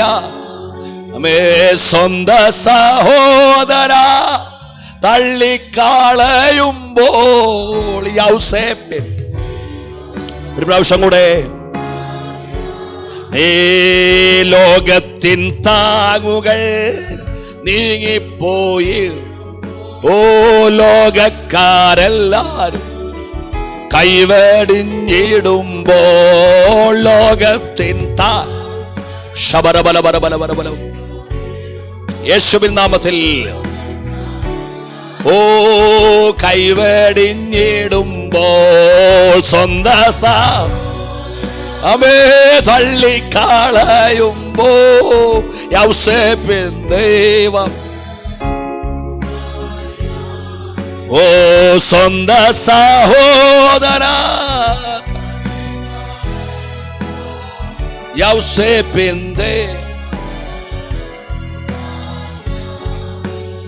പിന്നെ നമ്മള് ഈ കരുതൽ കാണാത്തത് കൊണ്ടാണ് നമ്മുടെ അകത്തുള്ള നിരാശ. ഒറ്റ കാര്യം ചിന്തിച്ചാൽ മതി, കണ്ണൊന്ന് തുറക്കണേന്ന് പ്രാർത്ഥിച്ചാൽ. ഈ ഹാഗർ ഒറ്റ കരച്ചില്ല, ബാലന്റെ മരണം എനിക്ക് കാണണ്ട. പക്ഷെ ദൈവം കുഞ്ഞിനു വേണ്ടിയുള്ള നീരുറവ തുറന്ന് നല്ല എഴുതിയിരിക്കുന്നതാണോ? എഴുതിയിരിക്കുന്ന തന്നെ ദൈവം അവളുടെ കണ്ണ് തുറന്നു. കണ്ണ് തുറന്നപ്പോഴാ കരുതൽ കണ്ടേ. ഈ പ്രവാചക ശിഷ്യന് നിലവിളിക്കുകയാണ്, കർത്താവേ, അല്ല പ്രവാചക, നമ്മളിപ്പോൾ തീരും, നമ്മളെ ഇപ്പൊ കൊല്ലും. പക്ഷെ പ്രവാചകൻ പറഞ്ഞത് അവന്റെ കണ്ണൊന്ന് തുറക്കണേ. കണ്ണ് തുറന്നപ്പോ അവൻ പറഞ്ഞു, അയ്യോ ഒരു പേടിയും വേണ്ട, നമ്മോട് കൂടെയുള്ളവൻ അവരോട് കൂടെയുള്ളവരെക്കാൾ അധികമാണ്. പക്ഷെ നമ്മുടെ പ്രശ്നം എന്ന് പറഞ്ഞാൽ, നമ്മൾ പെന്തക്കോസ്തുകാരാണെങ്കിലും ദൈവമക്കളാണെങ്കിലും നമുക്കുള്ള കരുതൽ കാണാനുള്ള കണ്ണ് തുറക്കാത്തോണ്ടുള്ള നിരാശയാ. ഞാൻ ചിലടത്ത് ചോദിക്കാറുണ്ട്, ഇവിടെയും ചോദിക്കുകയാണ്, പ്രസംഗം കേട്ട ആരേലും ഉണ്ടെങ്കിൽ പറയരുത്. ഈ ഏലിയാവിനോടാണോ കാക്കയോടാണോ ആദ്യം കെരീത്തിലോട്ട് പോകാൻ വേണ്ടി പറഞ്ഞേ? ഏലിയാവിനോട് പറഞ്ഞു, തെറ്റിയാലും കുഴപ്പമില്ല. ഏലിയാവിനോട് ഉത്തരം വല്ലതും ഉണ്ടോ? കാക്കയോടാന്ന് പറഞ്ഞു. സത്യം പറഞ്ഞ നല്ല ഉത്തരം പറഞ്ഞത് ഞങ്ങളുടെ ജോബിനേ ഉള്ളൂ. കാരണം കാക്കയോടല്ല, ഏലിയാവിനോടല്ല ആദ്യം പറഞ്ഞത്, കാക്കയോടാ. ഏലിയാവിനോട് പറഞ്ഞു, നീ കെരീത്തിലോട്ട് പോ മോനെ, നിന്നോട് പോറ്റേണ്ടതിന് ഞാൻ കാക്കയോട് അപ്പം ഏലിയാവിനോട് പറയുന്നതിന് മുമ്പേ കാക്കയ്ക്ക് ഓർഡർ കൊടുത്തു. ദൈവത്തിന് എന്നോ ദൈവം നമ്മുടെ ദൈവം പറഞ്ഞു, എൻ്റെ ദാസൻ കെരീത്തിലോട്ട് വരുന്നുണ്ടടാ, അവിടെ ചെല്ലുമ്പോൾ അവനെ പോറ്റേണ്ടത് നിനക്ക് ഞാൻ ഓർഡർ തരുമോ? പക്ഷെ ഏലിയാവ് ഇത് കാണാഞ്ഞത് കൊണ്ടായിരുന്നു വിഷമിച്ചേ. മനസ്സിലായോ? നമ്മൾ പല കാര്യങ്ങളും മുമ്പിലുള്ളത് നമ്മൾ കാണുന്നില്ല, നമ്മൾ കാണാത്തോണ്ട് നമ്മൾ പരിഭവം പറയുക. പക്ഷെ ഒരുക്കിയ ഒരുക്കലും കരുതിയ കരുതലും ദൈവത്തിൻ്റെ നമുക്ക് വേണ്ടിയുള്ള പ്രൊവിഷനും കണ്ടാൽ നമ്മുടെ നിരാശയൊക്കെ ഇന്ന് പുറത്തു പോവും. നമുക്ക് വേണ്ടി കരുതുന്നൊരു ദൈവമുണ്ട്. പിന്നെ എന്തിനാ കാക്ക ഒരുക്കിയേ എന്ന് ചോദിച്ചാൽ അതൊരു ഇച്ചിരി പ്രയാസമാണ് പറയാൻ. കാര്യം ഇതുവരെ ഏതെങ്കിലും കാക്ക നിങ്ങൾക്ക് ആഹാരം കൊടുത്തു തന്നിട്ടുണ്ടോ? കാക്ക അറിയപ്പെടുന്ന തന്നെ എന്തുവാ? കണ്ണെന്ന് തെറ്റിയാൽ ഈ സാധനം അടിച്ചോണ്ട് പോകും. നമ്മളൊക്കെ നാട്ടിൽ പഠിച്ചതല്ലേ, ഉച്ചയാകുമ്പോഴേക്ക് സാധനമുള്ള ഒരു വര വരത്തില്ലായിരുന്നോ? വരത്തില്ലേ? ഞങ്ങളുടെ നാട്ടിൽ ഞങ്ങൾ മലയാളം പഠിച്ച് പഠിച്ചതാണ്. ഞങ്ങളിങ്ങനെ ഇതിനകത്ത് കൊണ്ട് ഇങ്ങനെ ഇരുത്തും. എവിടെയാണെന്നറിയോ? പുറത്ത് അല്ലേ? ഇങ്ങനെ കൊണ്ടുവന്ന് ഇരുത്തുമ്പോഴത്തേനും ഉച്ചയ്ക്കെല്ലാം കൊണ്ട് വരവ് കാന്നും പറഞ്ഞ് എന്തിനു വേണ്ടിയാ? ആഹാരം കൊണ്ടുവരുവാണോ? ഇല്ല, കണ്ണെന്ന് തെറ്റിയാൽ ഈ സാധനം അടിച്ചോണ്ട് പോകാൻ വേണ്ടിയാണ് ഇതെല്ലാം കൂടെ വന്നേ. ഈ സാധനത്തെ തന്നാണ് ഏലിയാവിനെ പോറ്റാൻ ദൈവം ഏൽപ്പിച്ചതെന്ന് പറയുമ്പോൾ അതൊരു അത്ഭുതമല്ലേ? നമ്മൾ ഒരു കാക്കയും വീട്ടിൽ വളർത്താറില്ല, ഉണ്ടോ? ഇല്ല. പണ്ട് എന്തെങ്കിലുമൊക്കെ ഉണക്കാനിടുമ്പോഴും അമ്മമാർ പറയാം, ഈ സാധനം വരുമ്പം കല്ല് എടുത്ത് എറിഞ്ഞേക്കാനാണ് പറയുന്നത്. ഏതെങ്കിലും കാക്കയെ വീട്ടിൽ വളർത്തുമോ? ഇല്ല. പക്ഷെ ദൈവം ഒരുക്കുന്ന അങ്ങനെ. ഞാൻ നേരത്തെ പറഞ്ഞ വാചകം ഒന്നും പറയാം. പ്രതീക്ഷിക്കുന്ന ഇടങ്ങളിൽ നിന്നൊന്നും സഹായം വരില്ല, പക്ഷെ പ്രതീക്ഷിക്കാത്ത ഇടങ്ങൾ ദൈവം നമുക്ക് വേണ്ടി ഒരുക്കുമെന്ന് ഇന്ന് പകൽ വിശ്വസിക്കുന്ന ദൈവമക്കൾക്കായി ഞാൻ കർത്താവിന് സ്തോത്രം ചെയ്യുക. ഒരു പ്രായോഗിക കാര്യം കൂടെ പറഞ്ഞിട്ട് നമ്മളൊരു 10 മിനിറ്റ് പ്രാർത്ഥിക്കാൻ പോകും. അപ്പോഴത്തേന് സമയമാവും. ഈ 5000 പുരുഷന്മാർ, സഹോദരിമാരും കുഞ്ഞുങ്ങളും എല്ലാം കൊണ്ട് 15000 പേരുണ്ടെന്നങ്ങ് വെച്ചോ. ഈ കയ്യിലിരിക്കുന്ന എന്തുവാ? 5 അപ്പവും 2 മീനും. ഇനി അടുത്ത ചോദ്യം, അധികം മാത്തമാറ്റിക്സ് ഒന്നും അറിയട്ടെ, എങ്കിലും ചോദിക്കുകയാണ്. ഈ ഇരിക്കുന്ന 15000 പേർക്ക് ഈ 5 അപ്പവും 2 മീനും ഡിവൈഡ് ചെയ്ത് കൊടുത്താൽ ഒരാൾക്ക് എന്നാ കിട്ടും? ഒരു തന്മാത്ര കിട്ടുമോ? പറ. ഇല്ല. പക്ഷേ ഈ സാധനം കയ്യിലിരിക്കുമ്പോഴും ഇരുത്തെന്ന് പറഞ്ഞ വിശ്വാസമായി. ആ അപ്പൻ്റെ വിശ്വാസത്തിൻ്റെ 1% നമ്മുടെ അകത്ത് വന്നിരുന്നെങ്കിൽ, ഇപ്പം ഞാനാണെങ്കിൽ ചെയ്യുന്ന പരിപാടി ഞാൻ പറയാം. അങ്ങനെ ഇരുത്തെന്ന് അങ്ങ് പറഞ്ഞെന്ന് വെച്ചോ, ഇല്ലേ ഇലയിട്ടിട്ട് ഊണില്ലെന്ന് പറയുന്ന പോലെ ആയിപ്പോ. അപ്പം ഈ കയ്യിലോട്ട് ഇതെടുത്ത് വെച്ചിട്ട് ഞാനാണെങ്കിൽ ചെയ്യുന്ന കാര്യം ഞാൻ പറയാം. ഞാൻ ഈ അപ്പത്തെ ഒന്ന് നോക്കും, മീനിനെ ഒന്ന് നോക്കും, ഇരിക്കുന്ന ആൾക്കാരെ ഒന്ന് നോക്കും. എന്നിട്ട് ഞാൻ പറയും, അയ്യോ എന്തോ ചെയ്യും. ഇങ്ങനെ 15 വർഷം ഞാനിങ്ങനെ പറഞ്ഞുകൊണ്ടിരുന്നാൽ 1% വളരുമോ? എന്തെങ്കിലും കൂടെ ഉണ്ടാവുമോ? ഉണ്ടാവത്തില്ല. പക്ഷെ കർത്താവ് ചെയ്തൊരു കാര്യം എന്നറിയോ? കർത്താവിനറിയാം കയ്യിലിരിക്കുന്ന നടക്കുന്നില്ലെന്ന്. അത് എത്ര നോക്കിയിട്ടും കാര്യമില്ലെന്നും കർത്താവിനറിയാം. പക്ഷെ കർത്താവ് നോക്കിയത് സ്വർഗത്തിലേക്കാണ്. എന്നിട്ട് സ്തോത്രം പറഞ്ഞു കൊടുത്തേക്കാൻ. കാര്യം കർത്താവിനറിയാം കയ്യിലിരിക്കുന്നത് അസാധ്യമാണേലും മുകളിലിരിക്കുന്നവൻ ഇതിനെ സാധ്യമാക്കാൻ കഴിവുള്ളവനാണ്. പക്ഷെ നമ്മുടെ പ്രശ്നം എന്ന് പറഞ്ഞാൽ നമ്മൾ പ്രശ്നങ്ങളെല്ലാം എടുത്ത് മുമ്പിൽ വെച്ചിട്ട് അയ്യോ പെന്തക്കോസ്തുകാർ ഏറ്റവും കൂടുതൽ പറയുന്ന 2 സാധനം ഇത്: അയ്യോ വയ്യ. എപ്പോഴും പറയും, എന്തോ പറഞ്ഞാലും പറയും അയ്യോ. പിന്നെ അടുത്ത സാധനമാണ് വയ്യ. ഞാൻ ചോദിച്ചിട്ട്, ഈ വയ്യ എന്ന് പറഞ്ഞിട്ട് ആർക്കെങ്കിലും നിങ്ങളോട് അലിവല്ലോ തോന്നിയിട്ടുണ്ടോ? ഒന്നുമില്ല. നമുക്ക് തോന്നുന്നത് അവർക്ക് അലിവ് തോന്നുമെന്ന്. നമ്മളെ അന്നേരം കണ്ടിട്ട് ഒന്ന് കുഴയോ എന്തുവാന്നൊക്കെ ചോദിച്ചാലും മാറി നിന്ന് കളിയാക്കുക. ആകുമെങ്കിൽ അല്പം വയ്യാങ്കിലും കുഴപ്പമില്ലെന്നേ പറയാവൂ. കാര്യം ദൈവം നടത്തുന്നവരെ ഓടുവന്നേ. പോകുമ്പം പോട്ടെ. നമുക്ക് ഒരു ചെറിയ തലവേദനയുണ്ട്, എന്തെങ്കിലും പ്രശ്നം ഉണ്ടെങ്കിൽ പിന്നെ ആരാധനയില്ല, ഒന്നുമില്ല. വന്നിരുന്ന ആ ഇരിപ്പിരുന്ന് കഴിഞ്ഞാൽ ഇപ്പം ചാവുന്ന പോലെ ഇരിക്കുന്നു. ആരോഗ്യം ഉണ്ടെങ്കിൽ ദൈവത്തെ സ്തുതിക്കണം. കര ഉയർത്താൻ പറ്റുമ്പം കര ഉയർത്തിയേക്കണം. കര അടിക്കാൻ ആരോഗ്യമുള്ളപ്പോൾ കര അടിക്കണം. അത് എത്ര ഞാൻ കഴിഞ്ഞ ദിവസം പ്രസംഗിച്ചപ്പോൾ എടുത്ത് പറഞ്ഞു, ചിലർ വെന്റിലേറ്ററിൽ കിടക്കുകയാണ്. ഒന്ന് ആഗ്രഹമുണ്ട് കര ഒന്ന് ഉയർത്തണം.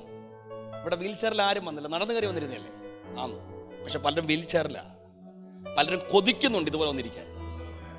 പക്ഷെ നമുക്ക് ദൈവം ആരോഗ്യത്തോടെ കൊണ്ടുവന്ന് ഇരുത്തിയിട്ടുണ്ടെങ്കിൽ നമ്മൾ പരിസരം മറന്ന് ദൈവത്തെ ആരാധിച്ചോണം. കേൾക്കണം, ഇനി എത്ര ഭക്തരായിട്ട് ജീവിച്ചാലും എല്ലാ കാലത്തും ഇങ്ങനെ പറ്റുമോ? ഞാൻ ആശ്രമൊക്കെ അറിയാവുന്ന ഞങ്ങളുടെ വീടിൻ്റെ തൊട്ട് അപ്പുറത്തുള്ളൊരു അച്ഛന് വന്നിരുന്നോണ്ടല്ലോ തറയിലേ ഇരിക്കത്തുള്ളൂ. പ്രായമാകുന്ന സമയം വരെ, മരിക്കുന്നവരെ തറയിലിരുന്ന് ആരാധിക്കും. തറയിലിരിക്കും, കസരിടിക്കത്തില്ല പുള്ളി. വന്നിരുന്ന് തീ ആരാധനയായിരുന്നു. അപ്പം ഞാൻ കഴിഞ്ഞ ഒരു പ്രാവശ്യം ഞാൻ വിദേശത്തേക്ക് പോകുന്നതിന് മുമ്പ് ഞാൻ അച്ഛനെ പോയി കണ്ടപ്പം എന്നോട് പറഞ്ഞു, എനിക്കൊരാഗ്രഹമുണ്ട് മോനെ. അപ്പം ഞാൻ ചോദിച്ചു, അനിമോൻ എന്ന് പറഞ്ഞാൽ പുള്ളിയുടെ മോനെ ഒറീസല്ല, ഞാൻ കാണാനാണോ എന്ന് ചോദിച്ചു. അങ്ങനെ അല്ല, ഒന്നുകൂടെ ചർച്ചിൽ പോയിട്ട് തറയിലിരുന്ന് എനിക്കൊന്ന് ആരാധിക്കണം. പക്ഷെ പറ്റിയില്ല, പോയി, നിത്യതയിൽ പോയി. അപ്പം അതുകൊണ്ട് ഇന്ന് ദൈവം ആരോഗ്യം തന്നത് എത്ര നാളാന്ന് നമുക്ക് പറയാൻ പറ്റില്ല. ഒരു നിമിഷം മതി കിടക്കയിലാകാൻ. പക്ഷെ ഒരു തീരുമാനം എടുക്കണം, കർത്താവേ എഴുന്നേറ്റ് നിൽക്കാൻ ആരോഗ്യമുള്ളപ്പോൾ എഴുന്നേറ്റ് നിന്ന് ആരാധിക്കും. ഇരിക്കാൻ പറ്റിയാൽ ഇരുന്ന് ആരാധിക്കും.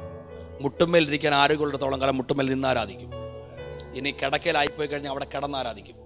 ഇരിക്കേണ്ടി വന്നാൽ ഇരുന്ന് ആരാധിക്കും. അവസാന ശ്വാസം വരെ അപ്പനെ വിട്ട് ഒരു പരിപാടിയില്ല.